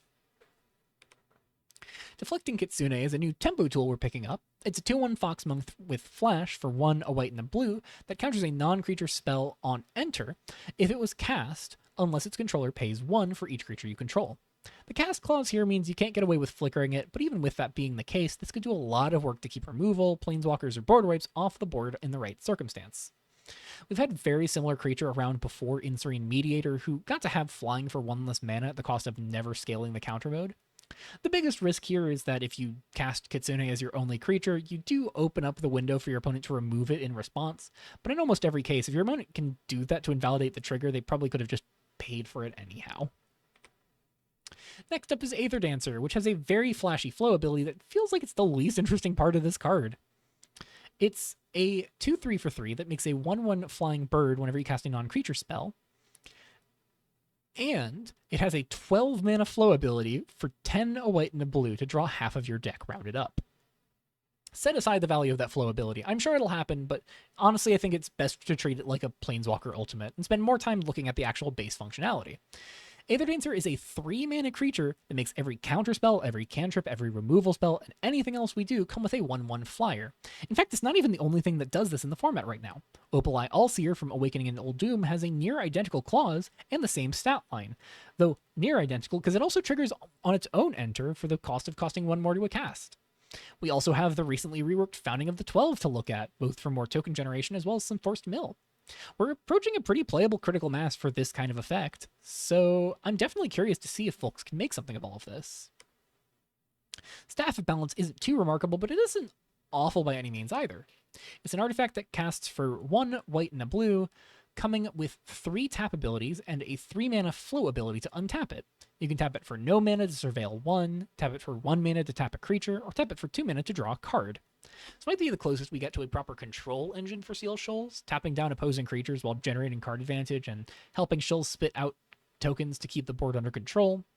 I don't think that deck has a ton going for it, but it's definitely a new direction to approach it from. Stratustorm is a spicy one, and it's honestly been a tricky card for me to evaluate. It's a 4/4 for 2 white and a blue with flying and vigilance, and as long as it's on the battlefield, it gains all activated abilities of cards in your graveyard, though limited to only one of each of those abilities each turn. The closest analog that's been pointed out to me would be Dark Horse Victory, and it does some similar things as DHV to be sure, but especially with all the cycling and other discard from hand cards that look to bump DHV's power, Stratustorm not being able to copy anything those things are doing seems kind of awkward. What it can do is copy loyalty abilities from Planeswalkers, but oftentimes you'll have to work for it to use the best ones due to how it doesn't really start with any loyalty counters on its own. And you can't use more than one of its loyalty abilities each turn.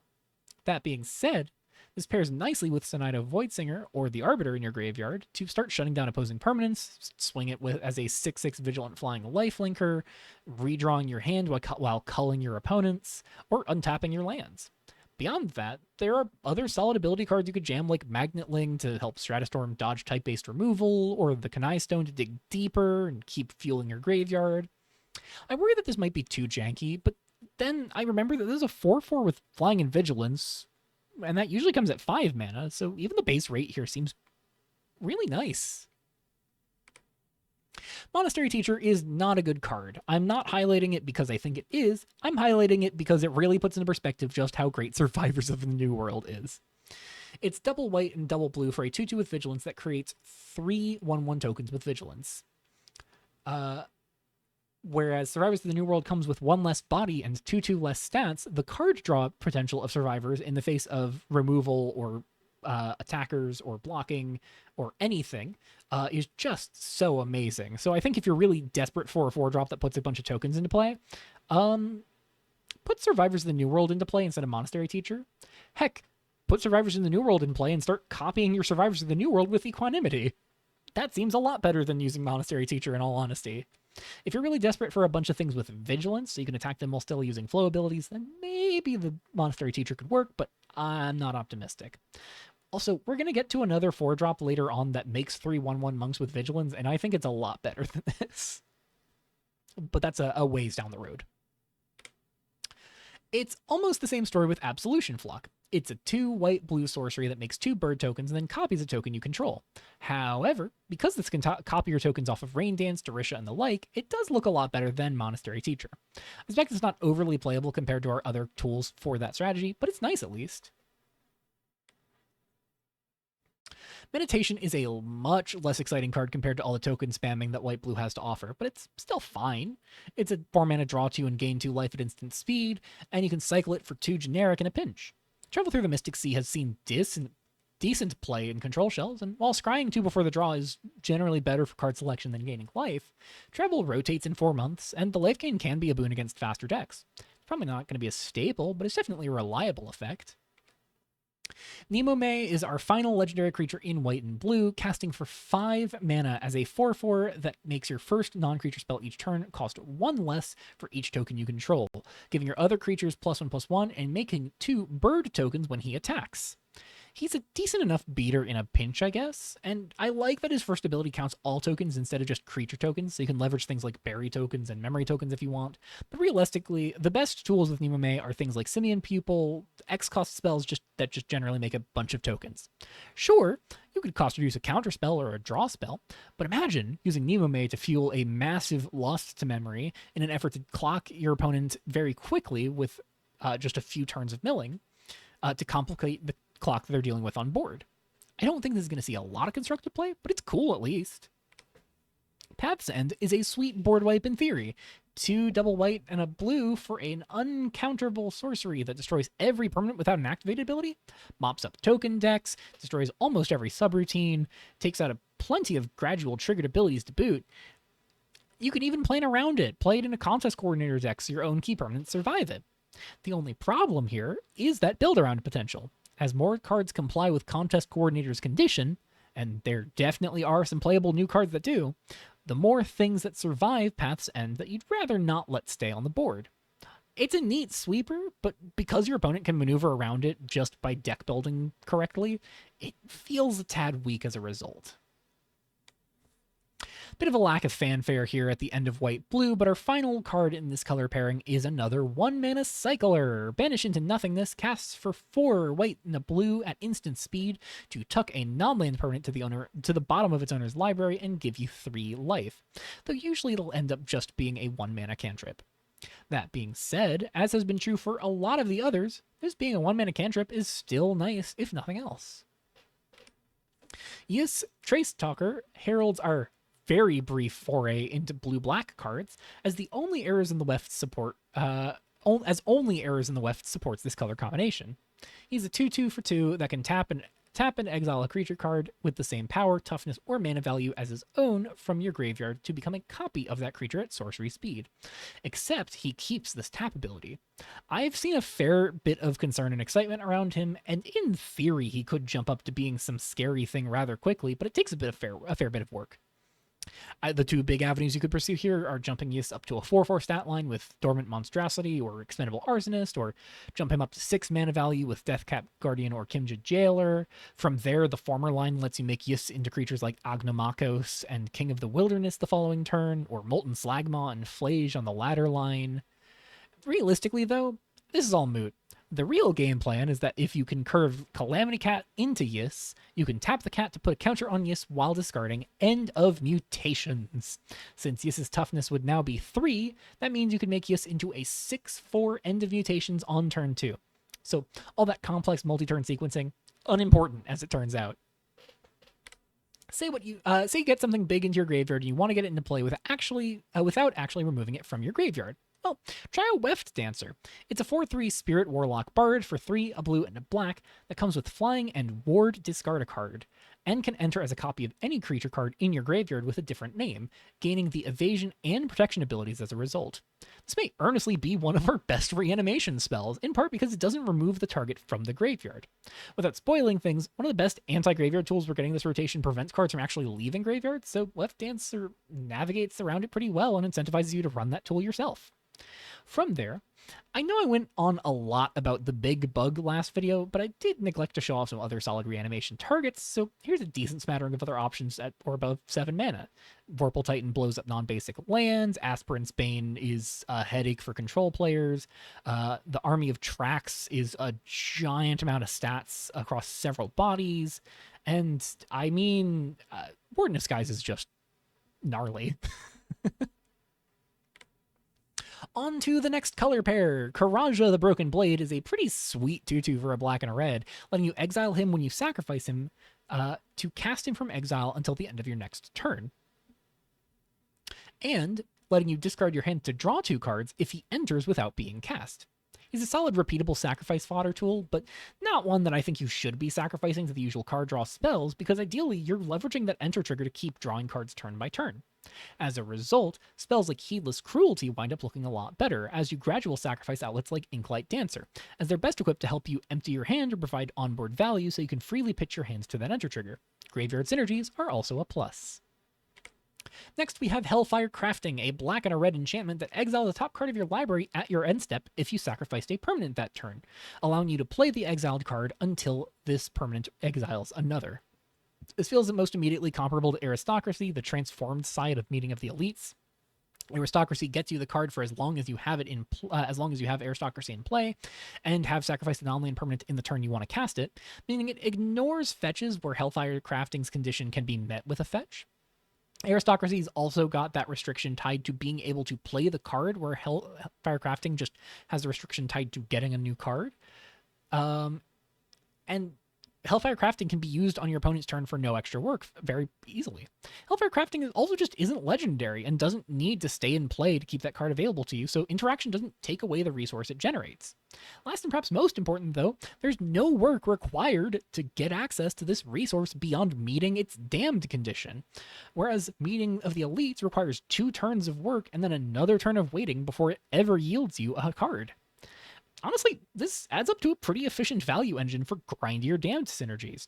While I don't know if the aggro builds would want this necessarily, at least not in the main deck, the slower plans will definitely get some good mileage out of this. And of course, if we're looking for powerful ways to sacrifice something, Creation's Combustion, let's get that word correctly, Creation's Combustion might be the new king of that hill in terms of interactivity. For a black and a red, with the additional cost of sacrificing an artifact or creature or paying 3 life, you can destroy a creature or planeswalker unconditionally at instant speed. This obviously works great both with disposable creatures and trinket tokens, both things your average Damned Matters deck is going to be inclined to have, and can especially make great use out of Devoted Lackeys to take great effect and take out multiple opposing permanents. The big question here that's lingering is where this leaves Liquidate. That's been our go-to hard removal spell for 2 mana in these colors for 8 months now.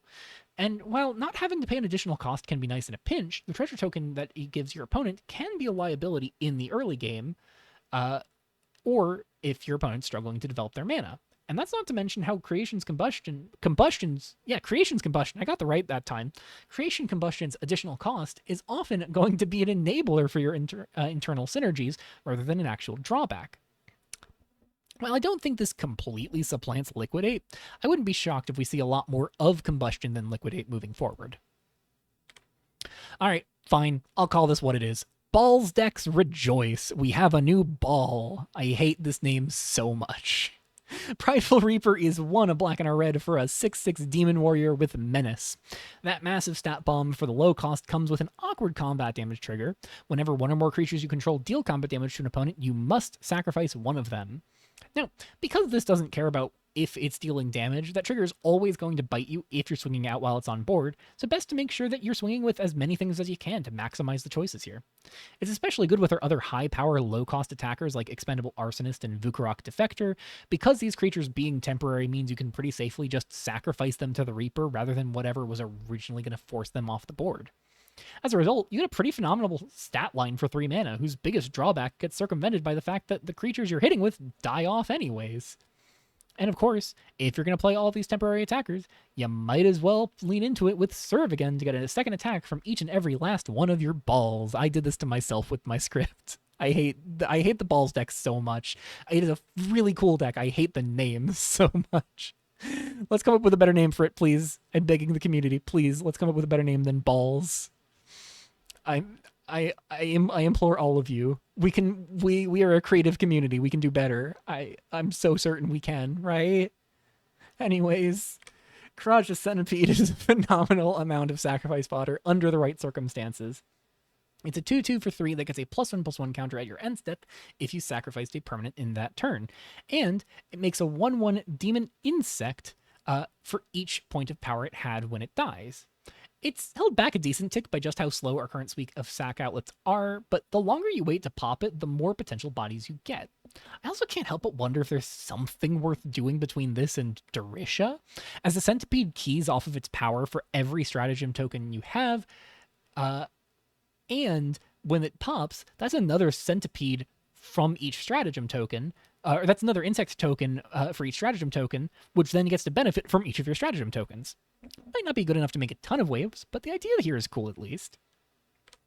We've arrived at the second 3-pip enchantment, Butchery. For a black, a red, and one of either, this enchantment triggers when to have you draw a card and lose 1 life whenever a source you control deals non-combat damage to an opponent, as well as dealing 3 damage to any target at your end step if you can sacrifice 3 or more permanents in a turn. I like that second clause a fair bit for board control, but where Butchery really holds my interest is on that first line of text. We have 2 different legendary permanents available to us right now that can come down before Butchery and ping the opponent once each turn reliably, with Laystone of Storms pinging at your end step and Shrine to Mogus pinging at the start of combat. These cards being turned into card advantage engines is a huge gain for any deck already looking to burn down the opponent. And that's of course with us also needing to remember that any burn spells you point at your opponent also draw you a card once Butchery hits the table.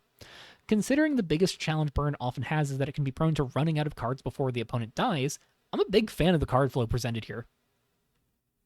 Gyama, Scion of Cage is our second Planeswalker of the review, with the first one being all the way back with the Wanderer back in part 1. She starts at 3 loyalty here, with her +1 allowing you to discard a card, sacrifice another non-land permanent, or pay 3 life to draw a card.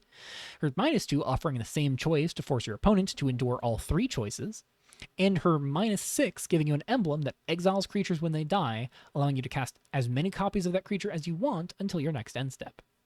Gyama is another in our category of Planeswalkers in this format that seem really powerful, but have some real requirements behind them to make them hum. She's the perfect encapsulation of how so much of the damn synergies want to be playing in this new rotation. Build up a lot of disposable permanents and feed them to the first 2 loyalty abilities, and then just kind of get some value or disrupt your opponent from there. Solid card. I'm not sure if it'll see a ton of play, though. Next, we have Kome the Host Mother, a 3/3 demon with Menace for 2, a black and a red, that creates a tapped treasure on enter and lets you pay 1 whenever you sacrifice a permanent to draw a card. She's pretty slow, but that final ability stacks favorably with treasure tokens to make it so you can build up your treasures in your investments deck, then gradually cash in the excess mana for draw when you're in need of things to spend all that mana on. This also makes top deck fetches look a little better, when sacrificing a Primal Fissure or Redeveloped Cityscape on turn 5 or beyond can be done to draw a card as well in value matchups. Awkward in the face of aggression, but some solid application against slower opponents. Maybe you sideboard this in those matchups. Death Dealer Oni is a double black, double red 5/4 with trample that gives trample to all of your other creatures as well, and forces an opponent to choose between taking 5 damage or letting you draw 2 cards when it dies. Being honest, I both like this in a vacuum and don't know where it could land in practice. It's a nice body for the cost. Full trample makes opposing blockers pretty hard, and there's a real risk of your opponent killing it, real risk for your opponent having to choose to kill it, but I'm not sure what decks actually want this. It's just a little awkward. Spiteful Liberation is up next, and I'm just going to save our time on this one and drag the other cycler in these colors into the equation too. Liberation is 2, a black and a red to destroy a creature or a planeswalker and create a treasure at instant speed, which isn't good enough in most situations. Demonic Repossession is 2 more mana for a sorcery that steals a creature and untaps it, granting it trample and haste and sacrificing the creature at the next end step. Repossession is sweet, but 6 mana is a lot for this effect. The 2 mana cycling is nice, but these are kind of just filler cycling cards. I don't know if you'd really reach for them for your actual cycling deck, but you'll have it as an option, I guess. You ready for another creature that's crazy with Calamity Cat? Vixtra Spinebreaker is a 6/4 menace, 6/4 for 3, a black and a red with double strike, menace, and ward sacrifice a creature, but he forces you to sacrifice a creature whenever he attacks. He does as the name entails. At a base rate, if you can feed that attack trigger, he's threatening to clock your opponents for 12 damage single-handedly, or at the very least, tear apart 2 of your opponent's creatures with ease. That ward cost is especially brutal for control decks to handle, making him an especially enticing card into those matchups to get around opposing Banishing Light effects. And of course, with Calamity Cat, you can swing him the turn you play him for 14 damage while sacrificing the cat if you have no other fodder to pull off the board. This is a brutal one, and honestly, I think a lot of decks are going to have to answer the question of how they hope to beat this card if they really want to have a chance in the next format. Deep Board Calamity is comparatively meh. It's an alright body for the cost, 5/5 for 5 with trample, but the big payoff here is that if your opponent removes it, specifically by killing it, you exile the top 5 cards of your library and cast one of the spells exiled this way without by paying life instead of mana. It's Probably not good enough to see play. You could try and get cute and stack a powerful non-creature card on the top of your deck with Long Lost Legacy to then free cast it with Deepborn Calamity's Death Trigger. But the fact that you could hold Legacy up in response to Calamity's Death Trigger helps, but this is just meme territory, fully meme territory. If you want a really playable 5-mana card, let's talk about Ruinous Portents. It's 1 double black and double red for a sorcery that asks you to sacrifice any number of permanents. Permanents, not non-land permanents, not non-token permanents, just any permanents you have. Dealing as much damage to each creature you don't control and drawing as many cards as you have permanents you sacrifice. With enough permanents in play plus a Smiling Sludge or 2, this can kill your opponent all at once. Portents also only makes you sacrifice on resolution, so you get to make the choice of what to burn up after any responses can be made. While sacrificing on cast would theoretically be more powerful to yield immediate triggers with Smiling Sludge and punch through counter magic, it's healthy that this is vulnerable to stack interaction, because otherwise this is a doomsday clock you need to beat ahead of, otherwise your opponent's just going to ruin his Portent and murder you. Godslaughter Titan is another absolute house of a sacrifice payoff. It's a 4/4 for 4, a black and a red, but it costs 1 less for each permanent you've sacrificed the turn you cast it. Whenever you sacrifice a permanent once it's in play, it deals 2 damage to an opponent unless they exile a permanent they control, giving you free reign to play the cards they exile from there on out, even if the Titan gets removed. Titan's one of the biggest reasons I'm eager to try the Deadly Dispute package with the suite of 1-drops.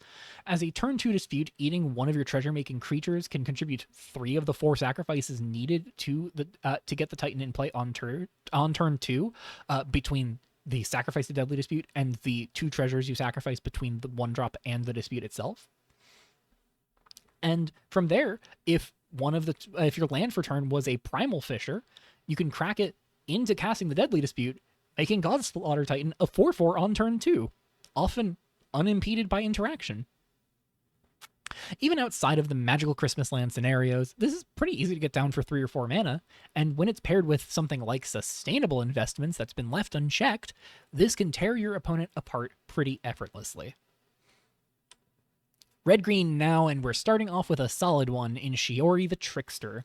He's a 2/2 with flash for a red and a green. He gets a +1/+1 counter whenever one of your other creatures does, and he lets you pay 2 mana to redirect the target of a spell or creature to an enchantment or creature you control that has a counter on it. Some important things to note. The flash here is actually incredibly important since it allows him to reliably see at least one +1/+1 counter event, even if it's from you playing a basic mountain on turn 2 after leading on Seeker of New Horizons and responding to its trigger with Shiori.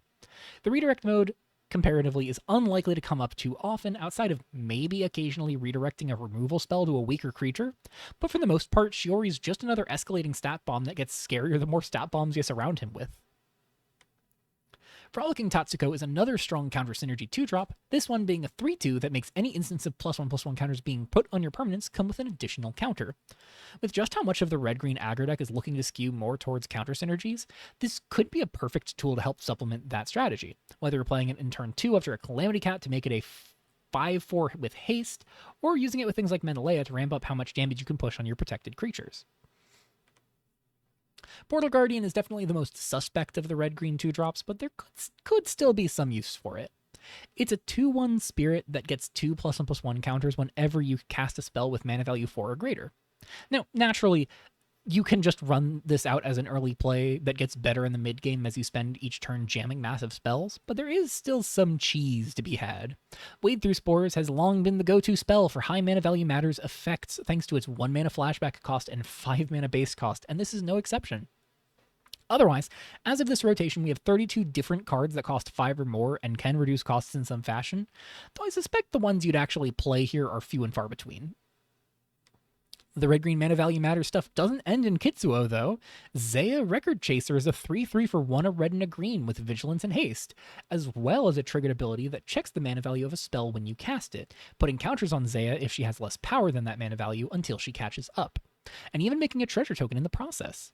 She's a solid enough beater for the effect on hand, and the potential overwhelm power here with Zaya on turn 4, followed by a Wade Through Spores to swing for 5, is pretty solid.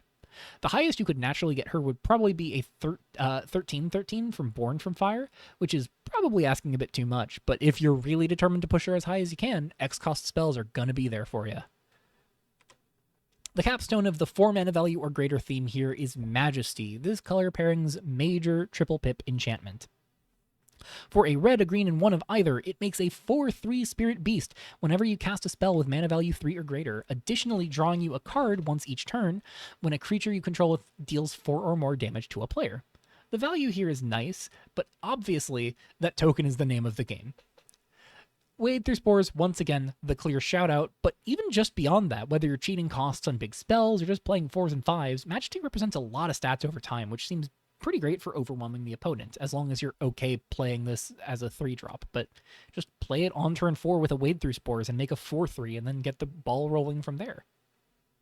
It's not like you weren't going to be playing a 4 mana value or greater thing on turn 4 anyways, and if Wade Through Spores is your play on turn 4, why run out Majesty on turn 3? Spend your turn 3 getting set up and developing to the board. Now for something different. Enough looking at mana values 4 or greater, let's look for mana values 3 or less. For an encounter is 1, a red, and a green for a sorcery that looks at the top 6 cards of your library, letting you put a creature with mana value 3 or less onto the battlefield with an extra counter on it before shipping the remainder to the bottom of your library. It also cycles for either a red or a green mana. It seems like a sweet tool for decks reliant on powerful 3-drops, whether you're bending the Scophos Conqueror decks into green or cobbling something together with annoying tools like an Alrantan Archon. The cycling cost is a nice emergency button for you if you think a general draw would be better than the 3-drops in your deck, but honestly the tool I see the cycling cost coming up most is either in Cycling Matters decks or in situations where you're just struggling to hit your land drops. Fable Woven Kitsune is another Counter Matters payoff, and one that could do a ton in the right circumstances. It's a 2/2 for 1 and a red with for 1 a red and a green with Revered, sharing its landfall trigger to each creature you control with a counter on it to grant them +1/+1 counters whenever a land you control enters. Then, if you control 8 or more lands, you double the number of +1/+1 counters on each of your creatures that has this Revered ability, including itself. It's a great capstone for the red-green counters build that just looks to jam as many scaling creatures as possible, as the Kitsune just gets to pump out your whole team and inevitably spiral your board out of control if left unchecked. Probably won't be the best card in the deck by any means, but so much of that deck seems to be building towards as many scaling threats as possible, and in that regard, Fable Woven Kitsune is not only another scaling threat, but makes your others scale even more out of control. Arcade Junkies is a random Sacrifice Matters card to bring up here, but it's a nice splash outside of the usual black and red color pairing we've come to expect it from. It's a 2/4 for 3 that makes a treasure on enter, and gets +2/+0 and trample until end of turn whenever you sacrifice an artifact or enchantment. I'm not sure if the treasure decks would be quick to reach for this, but there is a lot of potential for this to be another means of pushing a ton of burst damage to your opponent by popping all of your treasures, allowing you to jam a massive trampling creature to your opponent's face. Seems scary if it winds up working. Okay, you're going to have to hear me out here because I have not seen people talk about this card much, but I think Amagaseto Mother Spirit might actually be the all-star pickup of the set for Red-Green Stompy. Yeah, it's a 2/4 for 4, which sounds underwhelming at first, but it distributes 2 +1/+1 counters to each of your other creatures at the start of your combat every turn, which piles on a lot of stats rather quickly, making her effectively a 4/5 for 4 the turn you play her, and only getting better over time. It also lets you cast a creature spell from your graveyard once each turn by removing counters equal to its mana value from among your board while casting it, which becomes rather trivial when you're casting a 1-mana Seeker of New Horizons and immediately just losing 1 counter, and then you make your land drop and get the counter back on the Seeker, or a Menelea for 2 and immediately replacing the counters you removed.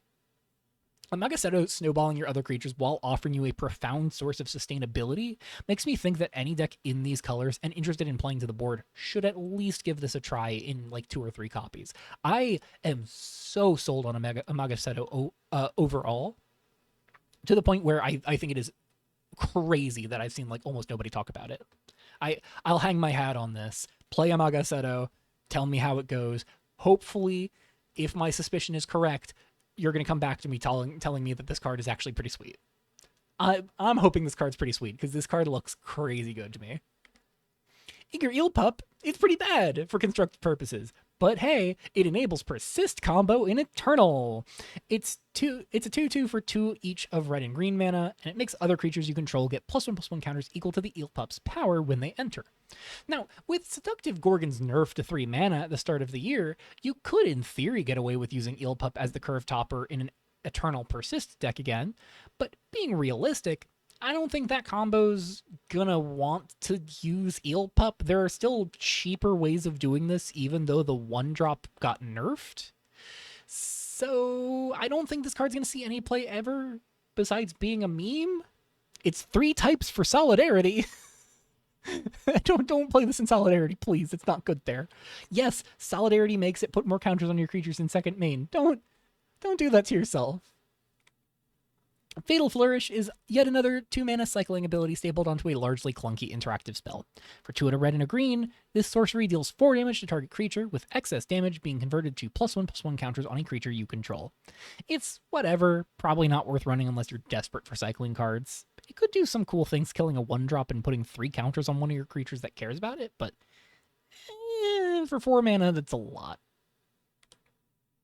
The Weft Heart is our next Planeswalker, joining a long legacy of Planeswalkers that lack any way of innately gaining loyalty.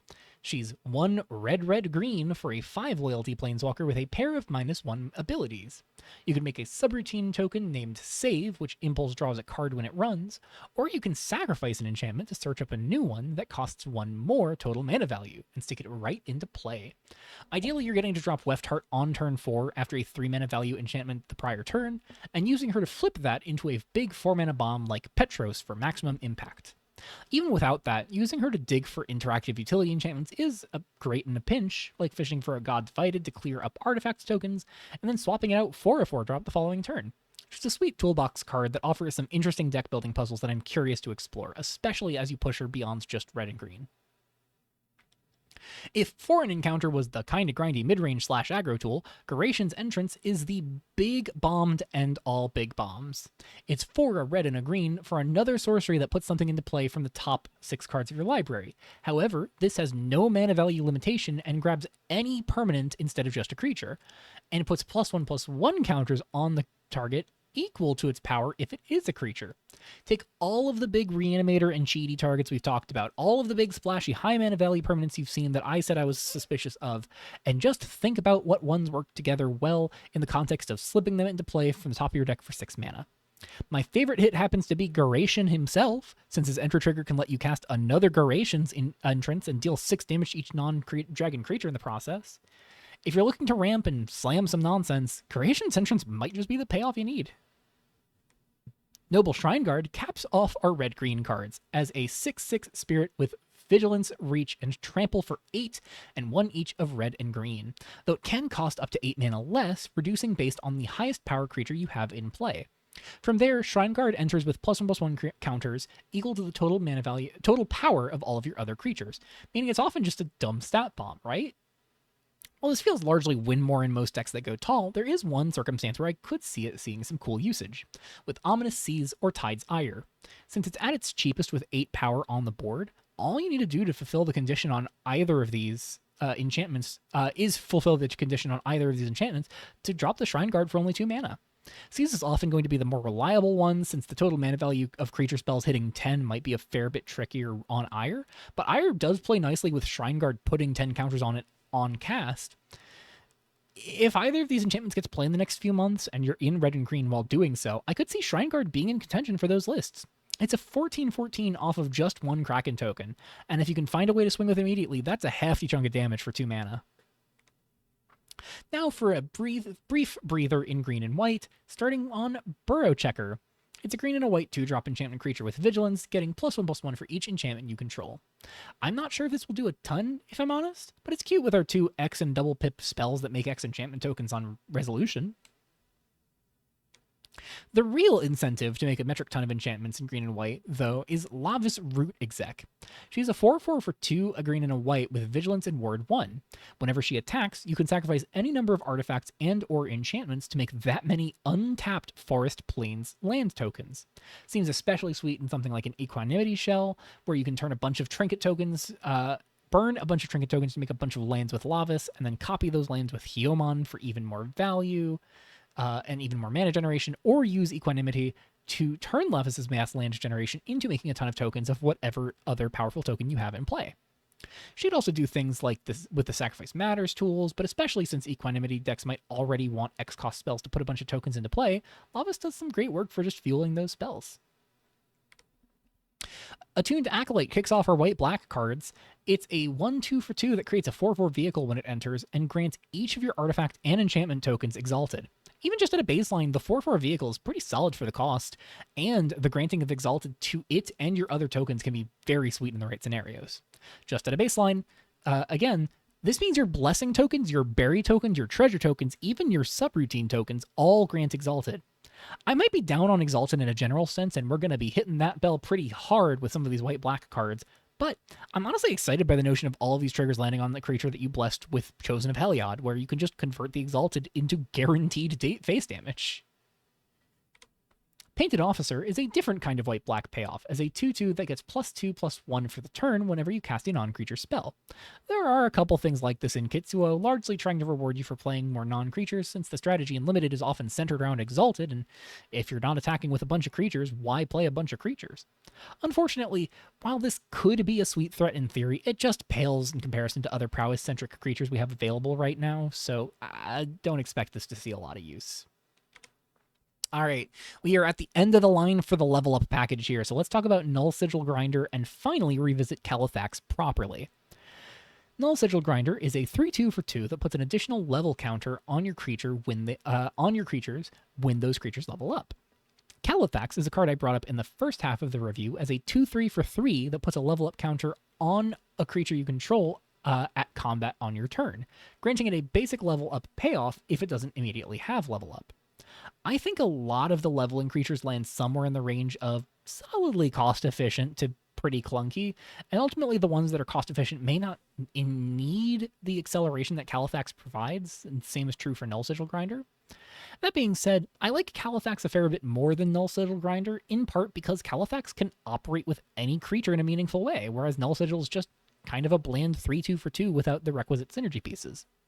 Both could do some cool things, but my money's on Califax being the only of these two cards to see meaningful play at some point.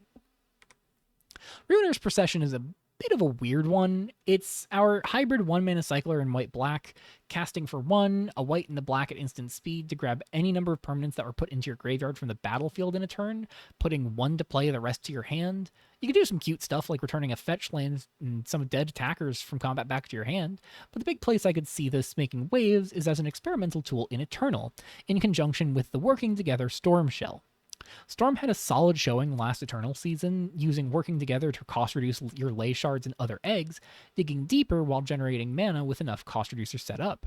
Ruiner's Procession represents a way to get back every egg you've cracked from your graveyard to your hand, and even put one into play, opening the door to see way more cards from there. I'm not sure the mana will work for it in that context, but it's likely the most powerful use case.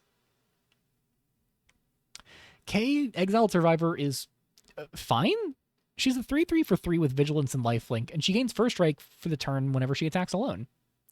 Listen, I'll keep expressing that I think the dedicated Exalted payoffs are largely suspect, but even without Exalted on board at all, she's a reasonable enough attacker on her lonesome, and one that I feel like actually bullies aggro decks decently well, especially if you can buff her in some capacity outside of Exalted.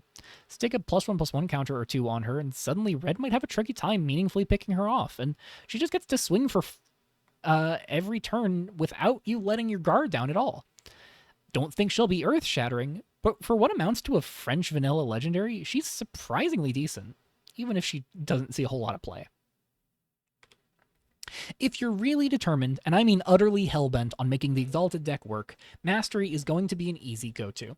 It's the double ability enchantment for white and black with triple pips, costing 1 of each plus 1 of either, and you gain an Exalted counter whenever you cast a non-creature spell. From there, the only other thing it has going for it is that it draws you a bunch of cards if you attack with a creature with more than 7 power, which I suppose is inevitable with enough counters on Mastery. However, the only interesting thing I can imagine with this is if we ever get a way to spend counters on enchantments. I don't know if we will in the next 2 years, so listen, Provocative, the card's designer, says that this is not in their mind the worst of the cycle. I disagree pretty strongly. I think the one they put lower than Mastery is way better, but we'll see. The one that Provocative thinks is weaker and I disagree on is the last one of the cycle that we haven't talked about yet. So we'll revisit that on the final part of the triple pip enchantments. Oh, hey, an Exalted card. And one I don't think is truly terrible. Banisher Rifle is 2, a white and a black for an artifact with 2 instances of Exalted, and it exiles a permanent on enter if it was cast. Now I hear your initial confusion.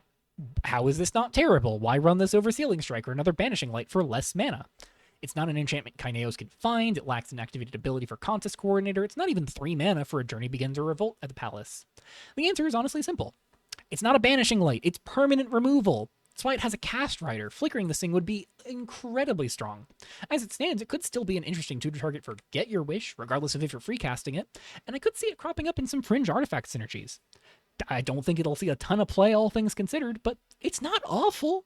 It's hard removal. Hard removal's good. Remember it for future rotations if we get more artifact synergies, more than anything. I don't think the artifact synergies we have right now are enough. I don't think Cyber Soul's gonna be enough to justify Banisher Rifle, but in the future, always keep it in mind. It could do some cool things in the next 2 years of the format. From artifact synergies to enchantment synergies, Master of the Twin Blades is a 2/3 for 2 white and a black with double strike, and once each turn, it allows you to clone an enchantment you control as that permanent enters. Not enters. Removing that permanent's legendary typing if it's there, and I guess granting the permanent Exalted. Importantly, this means that the first enchantment that comes up makes this creature swing for 6 on its lonesome the subsequent turn, and it gets more out of hand later on. I don't think this is a card you run without other things to back it up with, so you probably don't play it ahead of turn like 6 or 7. But there are some sweet legendary enchantments running around right now. You can double up a Theros God, double up a Theros Shrine, double up one of the Leystones from Cyberos. Heck, even just getting 2 Omens of Slaughter for the price of 1, or the same from another value enchantment, could be sweet. It's definitely awkward to get this onto the board, but it is a huge removal check for the opponent, because without interaction, your opponent is going to have trouble keeping up with the value it threatens to offer. Oh yeah, and there are also 9 legendary enchantments coming in this rotation. The Hybrid Presence cycle we already covered, my least favorite cycling payoff in the Godtree Chimes, and 3 more we'll be covering in this gold card section, starting with the Ancestral Legion. No weight whatsoever here. Legion is a 2 white-black legendary enchantment with Exalted and an attack trigger, checking the greatest power among your creatures, using that to determine the mana value with which you can return a creature from your graveyard to play, tapped and attacking with a finality counter. Important here is that you don't have to attack with a single creature for the main trigger, only if you want Exalted in order to get a creature back. I'm gonna have to talk about balls again. It's a recursion engine for all of your high-power, low-cost temporary creatures, since all of them cost 3 or less and have more than 3 power, meaning any of these can swing in after an Ancestral Legion to drop another one of the stat bombs from your graveyard back into play, attacking once more. It's especially sweet with Expendable Arsonist, as the Decayed being an attack trigger actually gets skipped over if you're getting it off of Ancestral Legion, so you can actually get 2 attacks out of a returned Arsonist. Otherwise, there are funky low-cost creatures to recur, and you could definitely skew this towards either being a value engine or just jamming it with more permanent creatures. But either way, Ancestral Legion seems dangerous when built correctly. And it's a good Exalted card because you don't have to attack with 1 creature. I'm ragging on Exalted so hard, I do not like it as an archetype. And I'm going to be ragging on it real hard with Commander Tachibana. She's our final white-black card, and I do not have high hopes for her. She's 3 white and a black for a 4/4 with a single replacement effect, causing attack triggers to fire off 2 extra times, so long as you're only attacking with a single creature. Now, there is a world where I could see Tachibana doing a lot of work, and that's if you get to play her following up an Inner Ring's Pupil. Would it be better to just play cards that are good on their own alongside Inner Ring's Pupil?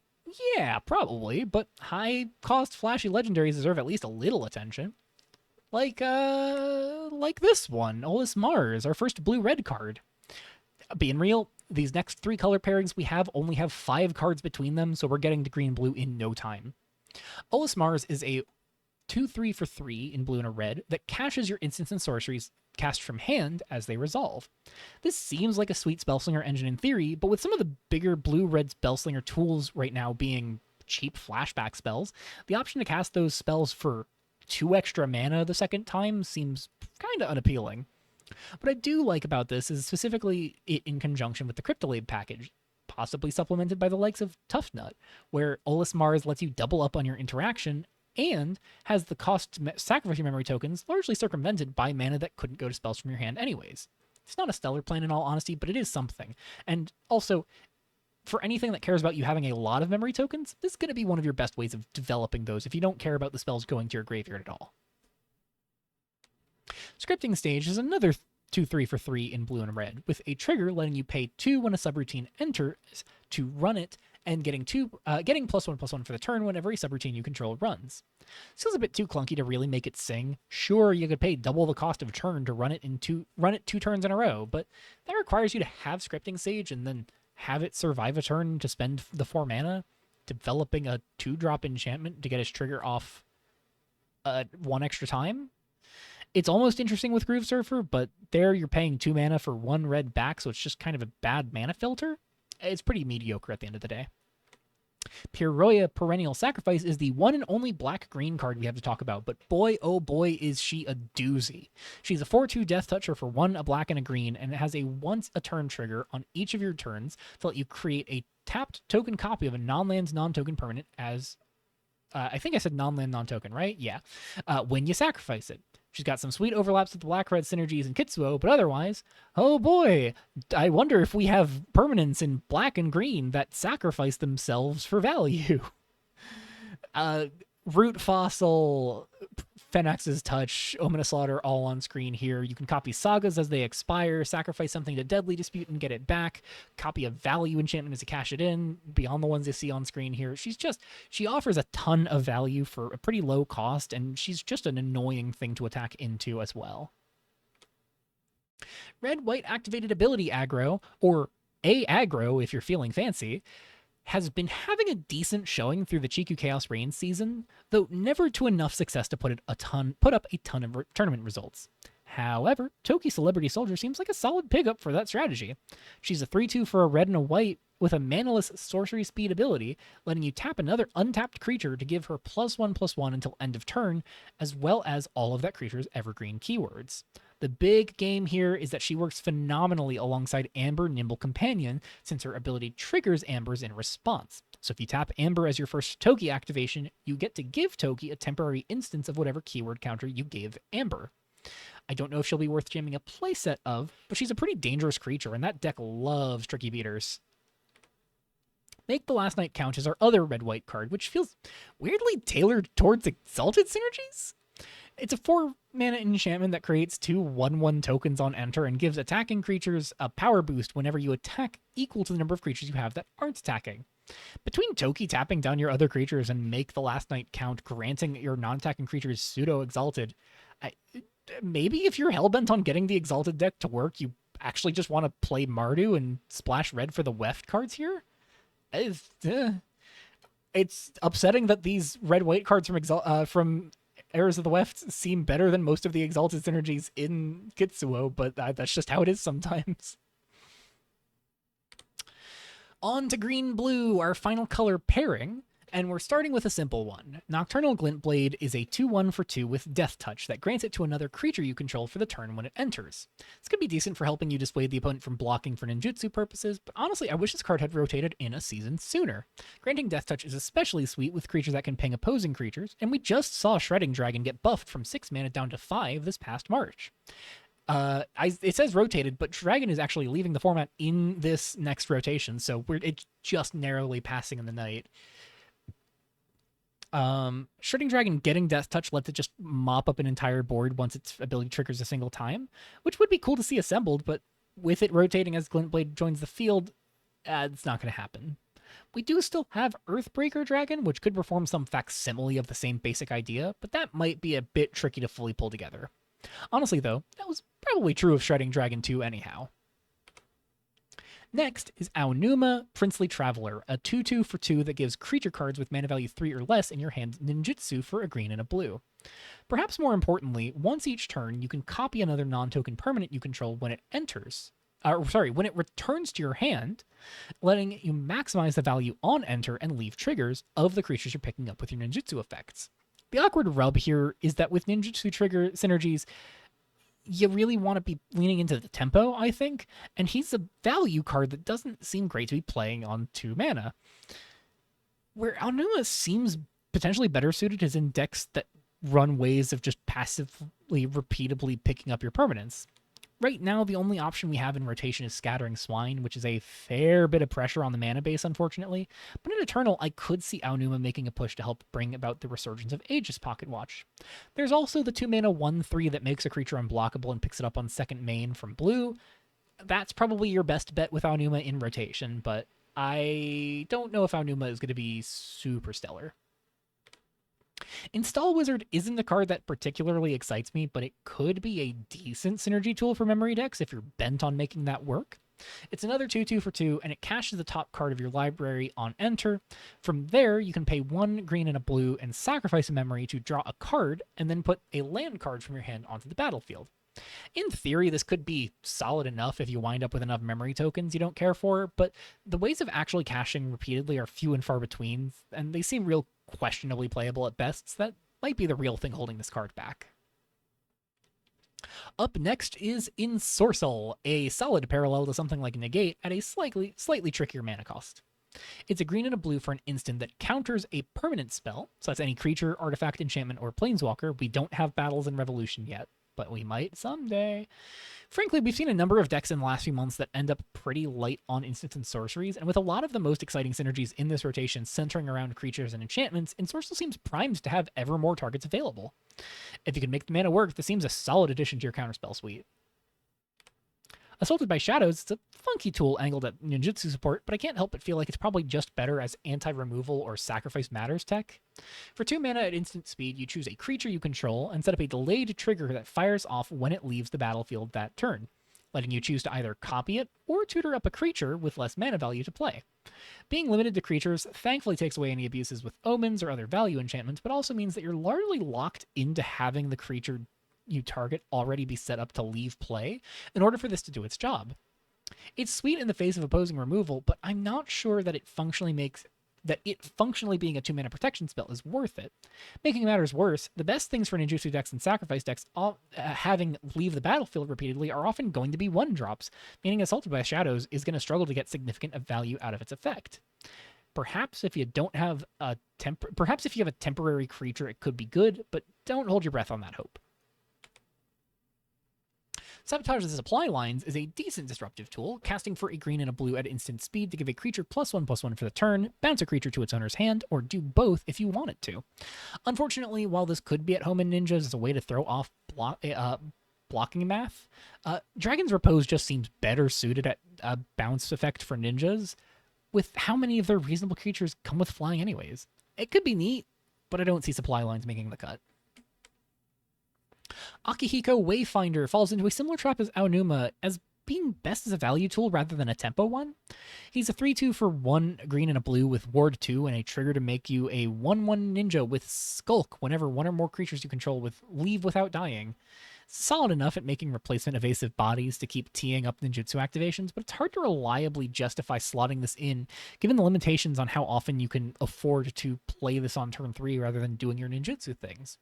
And if you want to do something with ninjutsu on turn 3, let's talk about Tsubasa Shigane, our final planeswalker. Sorry, not final, next planeswalker for the review. There is one more after this. Coming in with 3 loyalty for 1 green and a blue with a ninjutsu ability of the same cost. If he enters during combat, he's a 4/4 ninja with hexproof and can have his loyalty abilities activated at instant speed. All 3 of his abilities are creature-centric. His +1 puts a shield counter on another creature that doesn't have one, his -1 doubles another creature's power for the turn, and his -2 bounces any creature. This is a haymaker for your green-blue ninjas deck, protecting your other creatures or picking them up when needed while also letting you potentially swing for extra damage off of a brutal throat crusher or the like. I can maybe see Tsubasa slotting in even beyond dedicated ninja decks into anything where your creatures are worth protecting or having worthwhile enter triggers while reasonably slipping in for chip damage like a contest coordinator. And something I saw pointed out when I took my mid-recording break, if you get this with Get Your Wish and cast it for free in the middle of combat, this is a free power doubler off of Get Your Wish. That's pretty neat.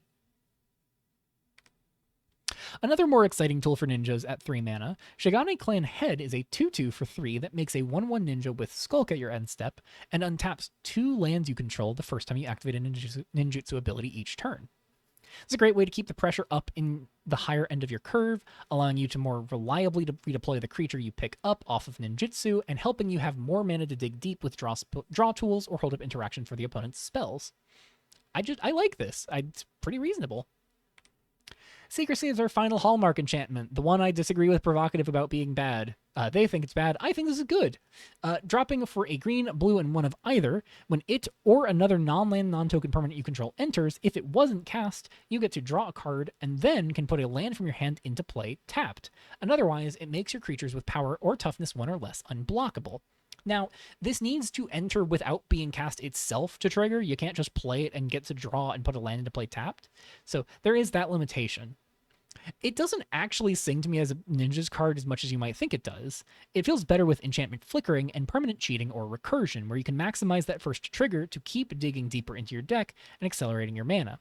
Getting this off of Revolt at the Palace already has some solid value, and it amplifies all future hits from Revolt with ease, as well as ensuring you can attack each turn with your Kaineos without fear of losing him in combat.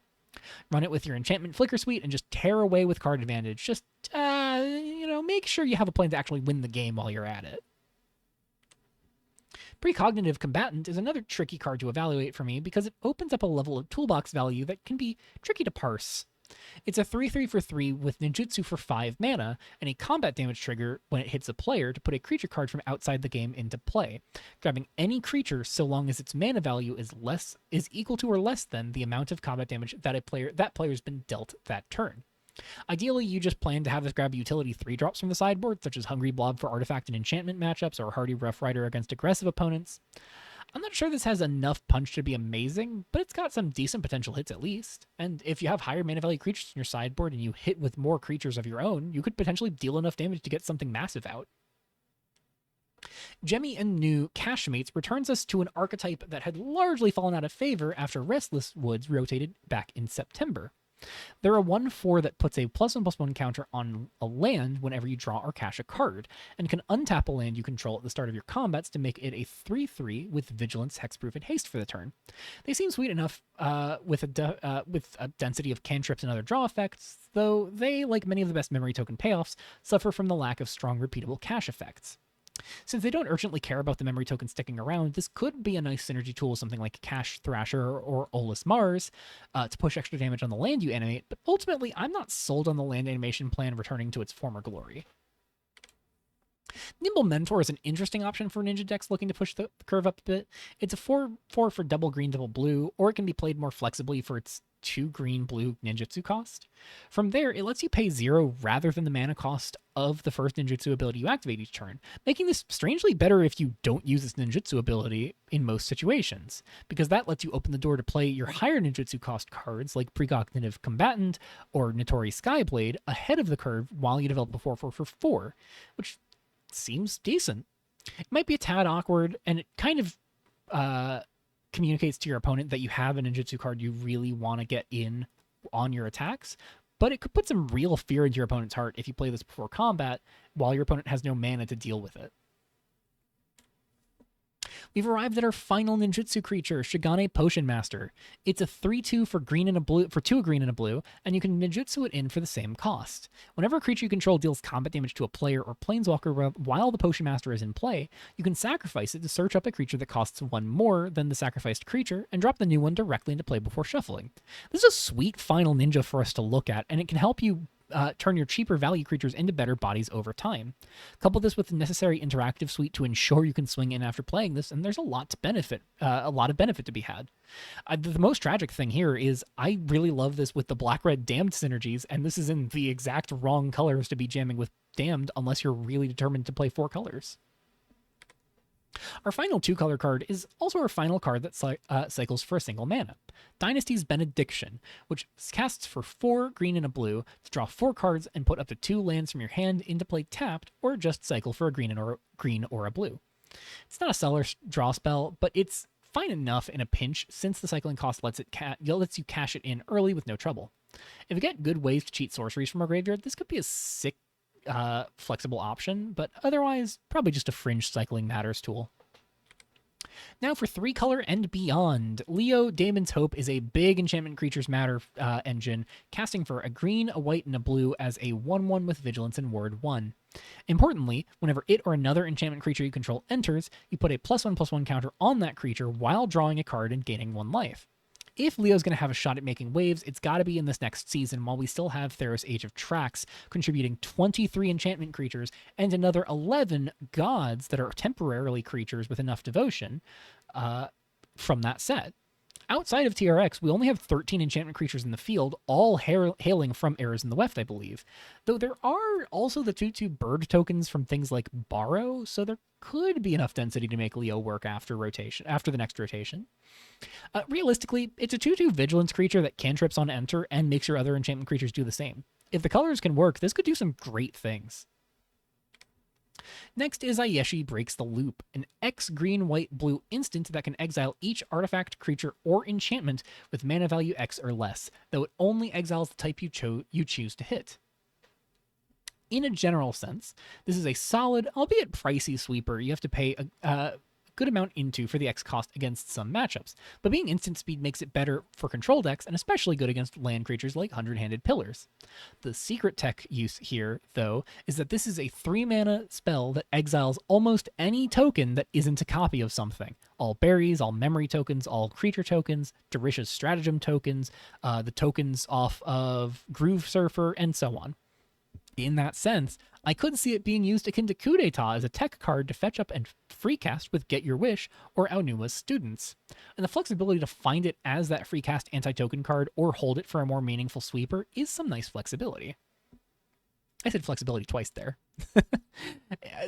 Being fair, I scripted this towards the end of the full scripting. It's been a long road, y'all. Look at the time code. This has been so long. We're moving on. It's Ayeshi. I talked about Ayeshi preliminarily with the Ayeshi cycling enchantment all the way back in the white section of the first half of the review, and my sentiments largely haven't changed. They're a 4 loyalty planeswalker for 2 green, a white, and a blue, and they can +1 to draw a card for each different mana value among spells you've cast that turn, -X to exile a non-land, non-token permanent with mana value X, and make a time loop saga that casts a copy of the exiled card on its 3rd chapter. Has a -8 to let each player take an extra turn, with you controlling your opponent on that extra turn. Overall, I think the only prime use case for Ayeshi is as overcosted removal. They only really guarantee sniping something with mana value 4 or less on the turn they're played, and while getting the threat and repeat value on the permanent you remove every 3 turns is appealing, it's just clunky and limited in functionality compared to things like Dutiful Wanderer. Recurse is a card I nervously have my hopes up for. It's our only legendary subroutine to my knowledge, casting for a green, a blue, and a red mana, and making your other subroutines run when they enter, and making an XX construct equal to the number of subroutines you control when it runs.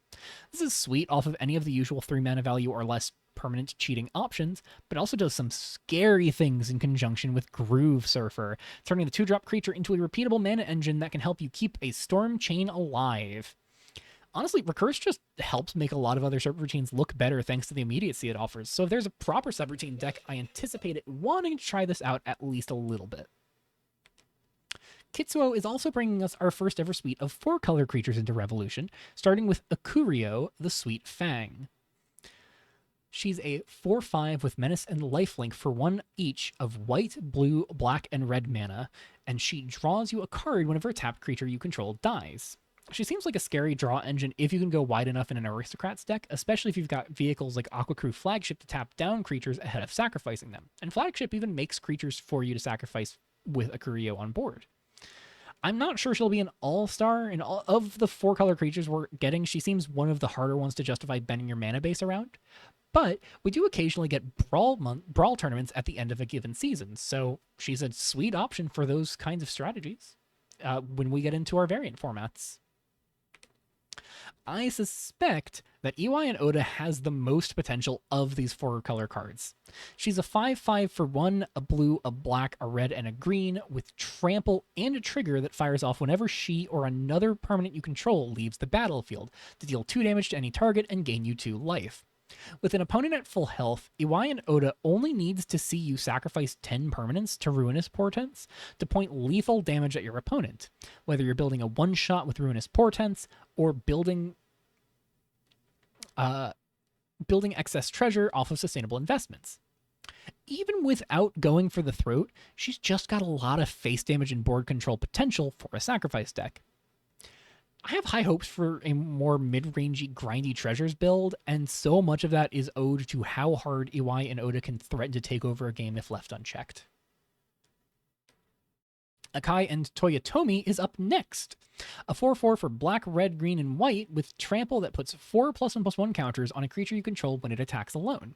This works great with, I'm going to have to say it one more time, the balls, like Expendable Arsonist, since they won't get to attack multiple times anyways, so you're often just going to put one into play at a time and then swing with Akai and Akai and Toyotomi in play. She's also just a 4-drop that swings for 9 if you target her with a Calamity Cat activation after casting her. If Commander Tachibana will see any play, I could genuinely see it being solely to amplify this trigger because it is a ton of potential permanent stats. Teshima Living Balance is next. She's a 1/4 for green, blue, white, and red. I got that order a little wrong. I might have said red twice, though. I don't remember. My brain's melting, y'all. She creates 3 vigilant 1/1s on enter and puts +1/+1 counters equal to her power on each other creature you control when she attacks. I have seen folks call her the weakest of the 4-color cards, and I feel like folks are underestimating how good she is in the Token Matters deck right now. I think she's the second strongest after EY and Oda. She works phenomenally with AO because AO puts her to a 3/3, putting 3 counters on each of your other creatures when she attacks. Ardor means that her tokens swing immediately. She's 4 bodies for 4 mana with with like the most unremarkable thing about her being that she's a 1/4 for 4, but that gets overcome by her attack trigger being pretty great. I think the context is a big deal here. And it's enough for me to be convinced that Teshima Living Balance is another card folks are not hyping up appropriately. I think this card's sweet. The Ancient Master is our final 4-color card, coming down as a 5/5 for 1, a green, a white, a blue, and a black. All he has to offer is an attack trigger that requires him to swing alone, dropping creatures with total mana value 4 or less from your hand into play tapped and attacking before doing the same for creatures from your graveyard. Honestly, call this one a 5-color card for constructed purposes because I cannot imagine registering Ancient Master in a deck without running something like Calamity Cat to both grant him haste and set up a big creature in your graveyard to swing with. He's probably my pick for the actual worst of the 4-color legendaries, as he has some sweet mana cheat potential that's held back by how much nothingness he has going on whenever he isn't your sole attacker. Like, would you play a 5-mana 5/5 that's just a 5-mana 5/5 if you have other creatures you want to attack with? No. Tachibana can't save this. Tachibana can't save most cards that have this kind of restriction. Lantern Festival is our final multicolor card. We are finally on the end of the multicolor section. Holy hell, this was over 100 slides. Casting for white, blue, black, red, green as an enchantment. At your end step, it exiles cards from the top of your deck until you hit a non-land card, casting it if it's got mana value less than or equal to the number of cycling cards in your graveyard, and putting the card into your hand otherwise before tucking the remainder at the bottom of your deck. It's a sweet cycling payoff if you can swing the color requirement, as it makes a lot of those clunkier high-cost cycling cards that cycle for 1 or more mana a lot more reliable, and can cheat those depending on how many cycling cards you have in your graveyard. The fact that you can always just draw the card means this never misses out on value, so if you want to make 5-color cycling work, I think this might be one of your best rewards for doing so. Archival Storage kicks off our colorless cards as the first of a couple tech cards to consider tossing in your sideboard. It's a 1-mana artifact that removes all abilities from cards in graveyards and lets you pay 1 to put a card from a graveyard to the bottom of its owner's library at sorcery speed. Or you can just cycle it for 2 mana if you don't want it in play. This shuts off surface cards, anything you could hope to target with Dark Horse Victory, Titans like Skotha. For 1 mana, it's a solid concession if you'd rather not reach for the one-shot use of Soul Guide Lantern. Considering how many graveyard decks as of late have proven resilient to Lantern, this seems like a solid candidate for play, and much as I am loath to admit it, if you want to bully me for playing cycling cards, this is probably your best counter pick, because this turns off any cards with cycling in the graveyard, so things that care about cycling cards in your graveyard no longer function. Map is one of 2 colorless enchantment subroutines we're getting. This one casting for 1 mana and letting you pay X and sacrifice it when it runs to draw a card and add X mana in any set of colors. This is an interesting egg to consider compared to something like Ley Shard. It never fixes your mana immediately, and never draws you a card immediately, but it can do more profound color fixing. And much like Ley Shard, you get to draw the card before you decide what colors of mana you're adding, so you can make the choice informed by what you're drawing. It's a tad clunky, but it could be sweet if you're trying to squeeze one of those 4-color legendaries into your deck, perhaps. And worst case scenario, this cracks to draw a card for 0 the turn after you play it. Explode is our other colorless subroutine with a phenomenal name. Casting for 2 mana, you can put a charge counter on it at each of your upkeeps and may sacrifice it when it runs to destroy all non-land permanents with mana value equal to the charge counters on it. It's a decent tech tool to deal with tokens or decks reliant on high density of permanents with a specific mana value, whether you're blowing up Banishing Lights at 3 counters or a bunch of Advisors at 2. It's a bit slow and telegraphed, so your opponent gets to plan around it, and like our other subroutine sweeper, it's kind of horrendous as a top deck, so I'm not too hopeful here. Geometry Stabilizer is not a good card, but it caches a basic land from your deck on enter, so maybe it does something that matters for memory tokens? It's a 1/3 for 2. I have no illusions that this will likely be forgotten about in a matter of days, but we're tight on cards that meaningfully cache, so who knows. If you're sick of enchantment balancing, get ready for Recursive Cogitator to make things worse. It's a 2/1 for 2 that can be tapped for 1 mana to bounce a permanent you control to its owner's hand at sorcery speed. Yes, that means constantly rebuying your value enchantments. Have fun ruining my perfectly bad jank piles with your repeatable Omens of Slaughters, you sickos. Faces of the Faceless is another graveyard tech card with cycling too, but this one might actually be a necessary evil for decks like the all-in cycling strategies. It's a 2-mana artifact that prohibits cards from leaving graveyards, so no casting flashback or surface spells, no activating Skotha, no dragging permanents back with Dark Horse Victory, but importantly, however, it also prohibits opposing graveyard removal like Soul Guide Lantern, while leaving your cards that just want to sit in the bin unharmed, which means Burnout Champion and the cycling payoffs are safe to run away with the game. Granted, the other new graveyard hate pieces do still shut them off, but Faces could be the cycling deck's one key hope to have a shot at thriving in an environment with so many eyes looking at ways to disrupt the graveyard. Heartfire Lantern is probably bad, but it's a free sack outlet for 2 mana. It can tap to sacrifice a creature, making it so mana you would lose until the end of your next turn is converted to colorless mana instead. And then you can spend 2 colorless mana, or 2 mana of any colors, to filter that mana into colored mana in a pinch. Perhaps this could help to build up even more mana with sustainable investments over time, or to bank mana with a Lorana Loop's End, but I'm not too sure it'll be that great. Primordial Gateway's another tech card, but one that aims at alternate spell or ability costs. For 2 mana, you can choose Mourning, Oblation, or Prayer. Mourning prevents players from discarding cards to cast spells or activate abilities. Oblation prevents players from sacrificing non-land permanents to do so, and Prayer shuts off life payment for those purposes. This is a stellar tech tool for cycling decks, sacrifice strategies, even things like the Life Hacker combo. I expect it to start popping up in more sideboards moving forward. In a lot of sideboards moving forward. Mostly a shout out for all you Pauper players. It might be banned in official Pauper, but it's legal in Revolution Pauper as of next month if we go back to Revolution Pauper sometime, I guess. Prophetic Prism is joining the format. Honestly, with some of the incentives in Kitsuo to push for 4 or even 5 color decks, I could see Prophetic Prism getting tested a bit here and there. It's not stellar in the average constructed context, but could do great things for us if you're really determined. Proteum Golem is a Kindred support tool that just so happens to already be the perfect type for one of our core Kindred decks. It's a 2/2 for 2 that lets you choose a creature type as it enters, making it that chosen type and letting its 2-mana activated ability turn it into a copy of another creature you control of the chosen type until end of turn.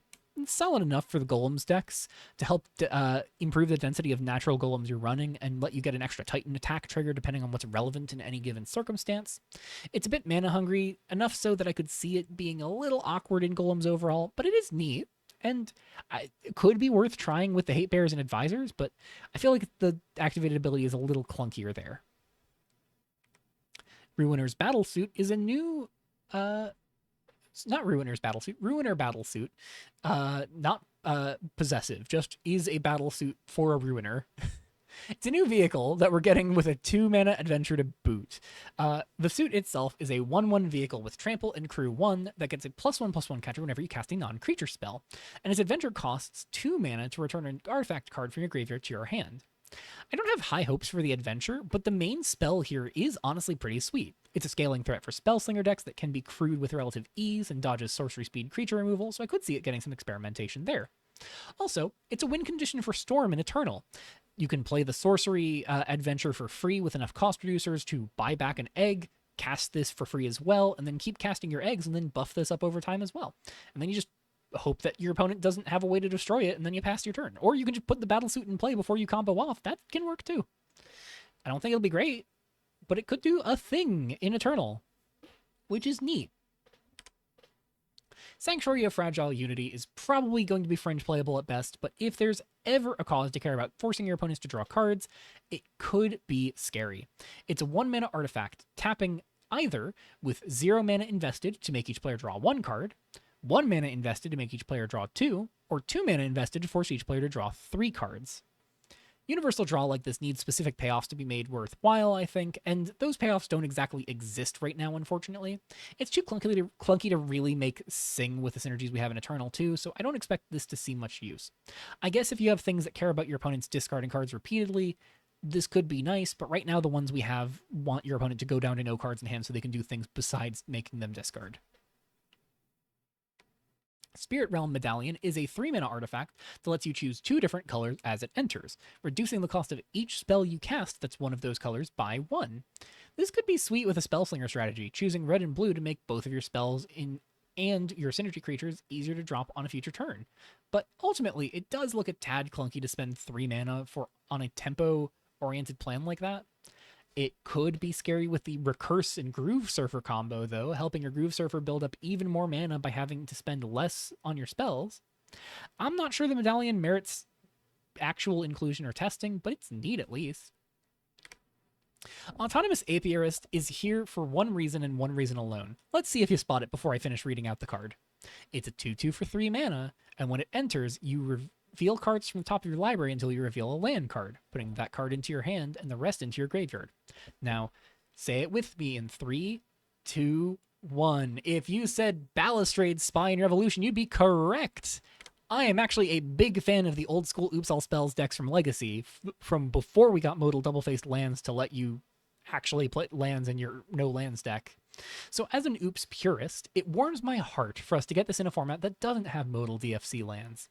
Granted, we're really far from the threshold at which something like Oops All Spells could be even remotely viable, even in Eternal, even if we had the modal DFC lands, because we don't have many reliable ways to win after resolving an Apiarist to deck yourself. But at least this could eventually give us some version of that strategy in our format. We do have a Laboratory Maniac in Eternal. I don't think that's good enough, but we have it. Koi Float had a little bit of hype built around it from what I saw, but I'm not sure I see why. It's a 3/3 flying vehicle with crew 2 for 3, and it exiles cards until you hit a non-land card each time it attacks, letting you cast the exiled card if its mana value is 2 or less, or leaving it in exile otherwise. This forces your curve to be really low while still having the potential to whiff if you exile another Koi Float. I guess if you have a deck that's really dense on a number of 2-drops, it could be sweet, but I feel like this just winds up looking awkward. Like, if you're playing a deck with that low of a curve, play multiple things on turn 3. Don't just spend your turn 3 developing this. Not much more to say than that, frankly. This is pretty skippable. Takashi City on the Wind is a big incentive for go wide, as a 4/4 flying vehicle with crew 2 for 4 mana. Whenever it attacks, you draw a card for each creature that crewed it, then get to put as many lands from your hand onto play tapped as you want. Yes, I guess this means it is technically a good creature to attack for Exalted. Please get out of my comments about that. I can see the future. Get off my back about Exalted. Please, I beg of you. The hoop to jump through here is a tad clunky, but the ramp potential is pretty high. The big hesitance for me is that it looks awkward compared to Scrapyard Mecha, which it may not ramp your mana, but it doesn't have to attack to draw you a bunch of cards and actively wants your wide board to be killing your opponent instead of just staring at them. Listen, Exalted's bad, y'all. Exalted's really bad. Attack with your creatures. Kill your opponent. Play Magic the Gathering. Zeon's Lotus is a big bomb of a sacrifice outlet, casting for 5 and tapping to sacrifice a non-land permanent, allowing you to add mana in that permanent's colors, totaling to 1 higher than the sacrifice permanent's mana value. In an ideal world, you're sacrificing something massive like a Chittering Gargantua or Rowhammer for a ton of mana. Do I think that's worth jamming a 5-cost artifact into decks that play those cards? No, almost certainly not. But it's funny. And sometimes you do it for the funnies. Prototype Warform is a clunker, but it does some funny things with mana value matters synergies because it's kind of lying about it being a 6-cost card. It's a 6/5 4/6 mana, but you can cast it for 3 to have it enter tapped with 3 stun counters on it. So this is actually a slow 3-drop that makes you a 4/3 off of Majesty, digs 6 cards deep with Rejuvenation Session. It's not amazing, but it could be kind of interesting to think about what decks could actually want this relatively innocuous common. Mentioned it earlier, Giant Hewn Toad is our last Cycling Matters card, and to me, it really ties the room together on the Cycling Stompy deck. It's a 6/6 with reach for 7, costing 1 less for each cycling card in your graveyard. In conjunction with Burnout Champion, that's enough critical mass to get a Rowhammer down for 1 mana, and from there you just jam cycling cards that are worth playing generically to tie the room together. It seems sweet. Revolutionary's Monument is our final card of the review, coming in as a 7/7 golem for 7 that flips the top 10 cards of your library on enter, letting you drop any number of non-golem permanents with wow, words stumbling right at the finish line too. Drop any number of non-golem permanent cards from among them into play as long as you can sacrifice a permanent that shares a type with it. It's not a grand constant by any means, but this could be a ton of value if you're running trinket token generators alongside sacrifice synergy bombs like EY and Oda. This might even just be worth it in a sustainable investments shell. And that's finally everything I could find worth discussing in preparation for Revolution's 13th standard season beginning May 1st. At least, that's everything for now. The patch notes are on the horizon for changes to the upcoming sets, as well as any changes to cards currently in the field. And there are also 2 more new cards we've yet to see, courtesy of Stasis's winning World Champion design and the Fantasy Worlds card that are also coming in the next few days. So even with all this work behind me, there will still inevitably be more to talk about in a week or so. In the meantime, you can find every card I mentioned today in the previous part in the links in the description below, alongside a link to the Custom Magic Discord, where you can engage with all things Revolution and Custom Magic the Gathering design. Have a good rest of your day, everyone, and I'll see you on May 1st. Take care.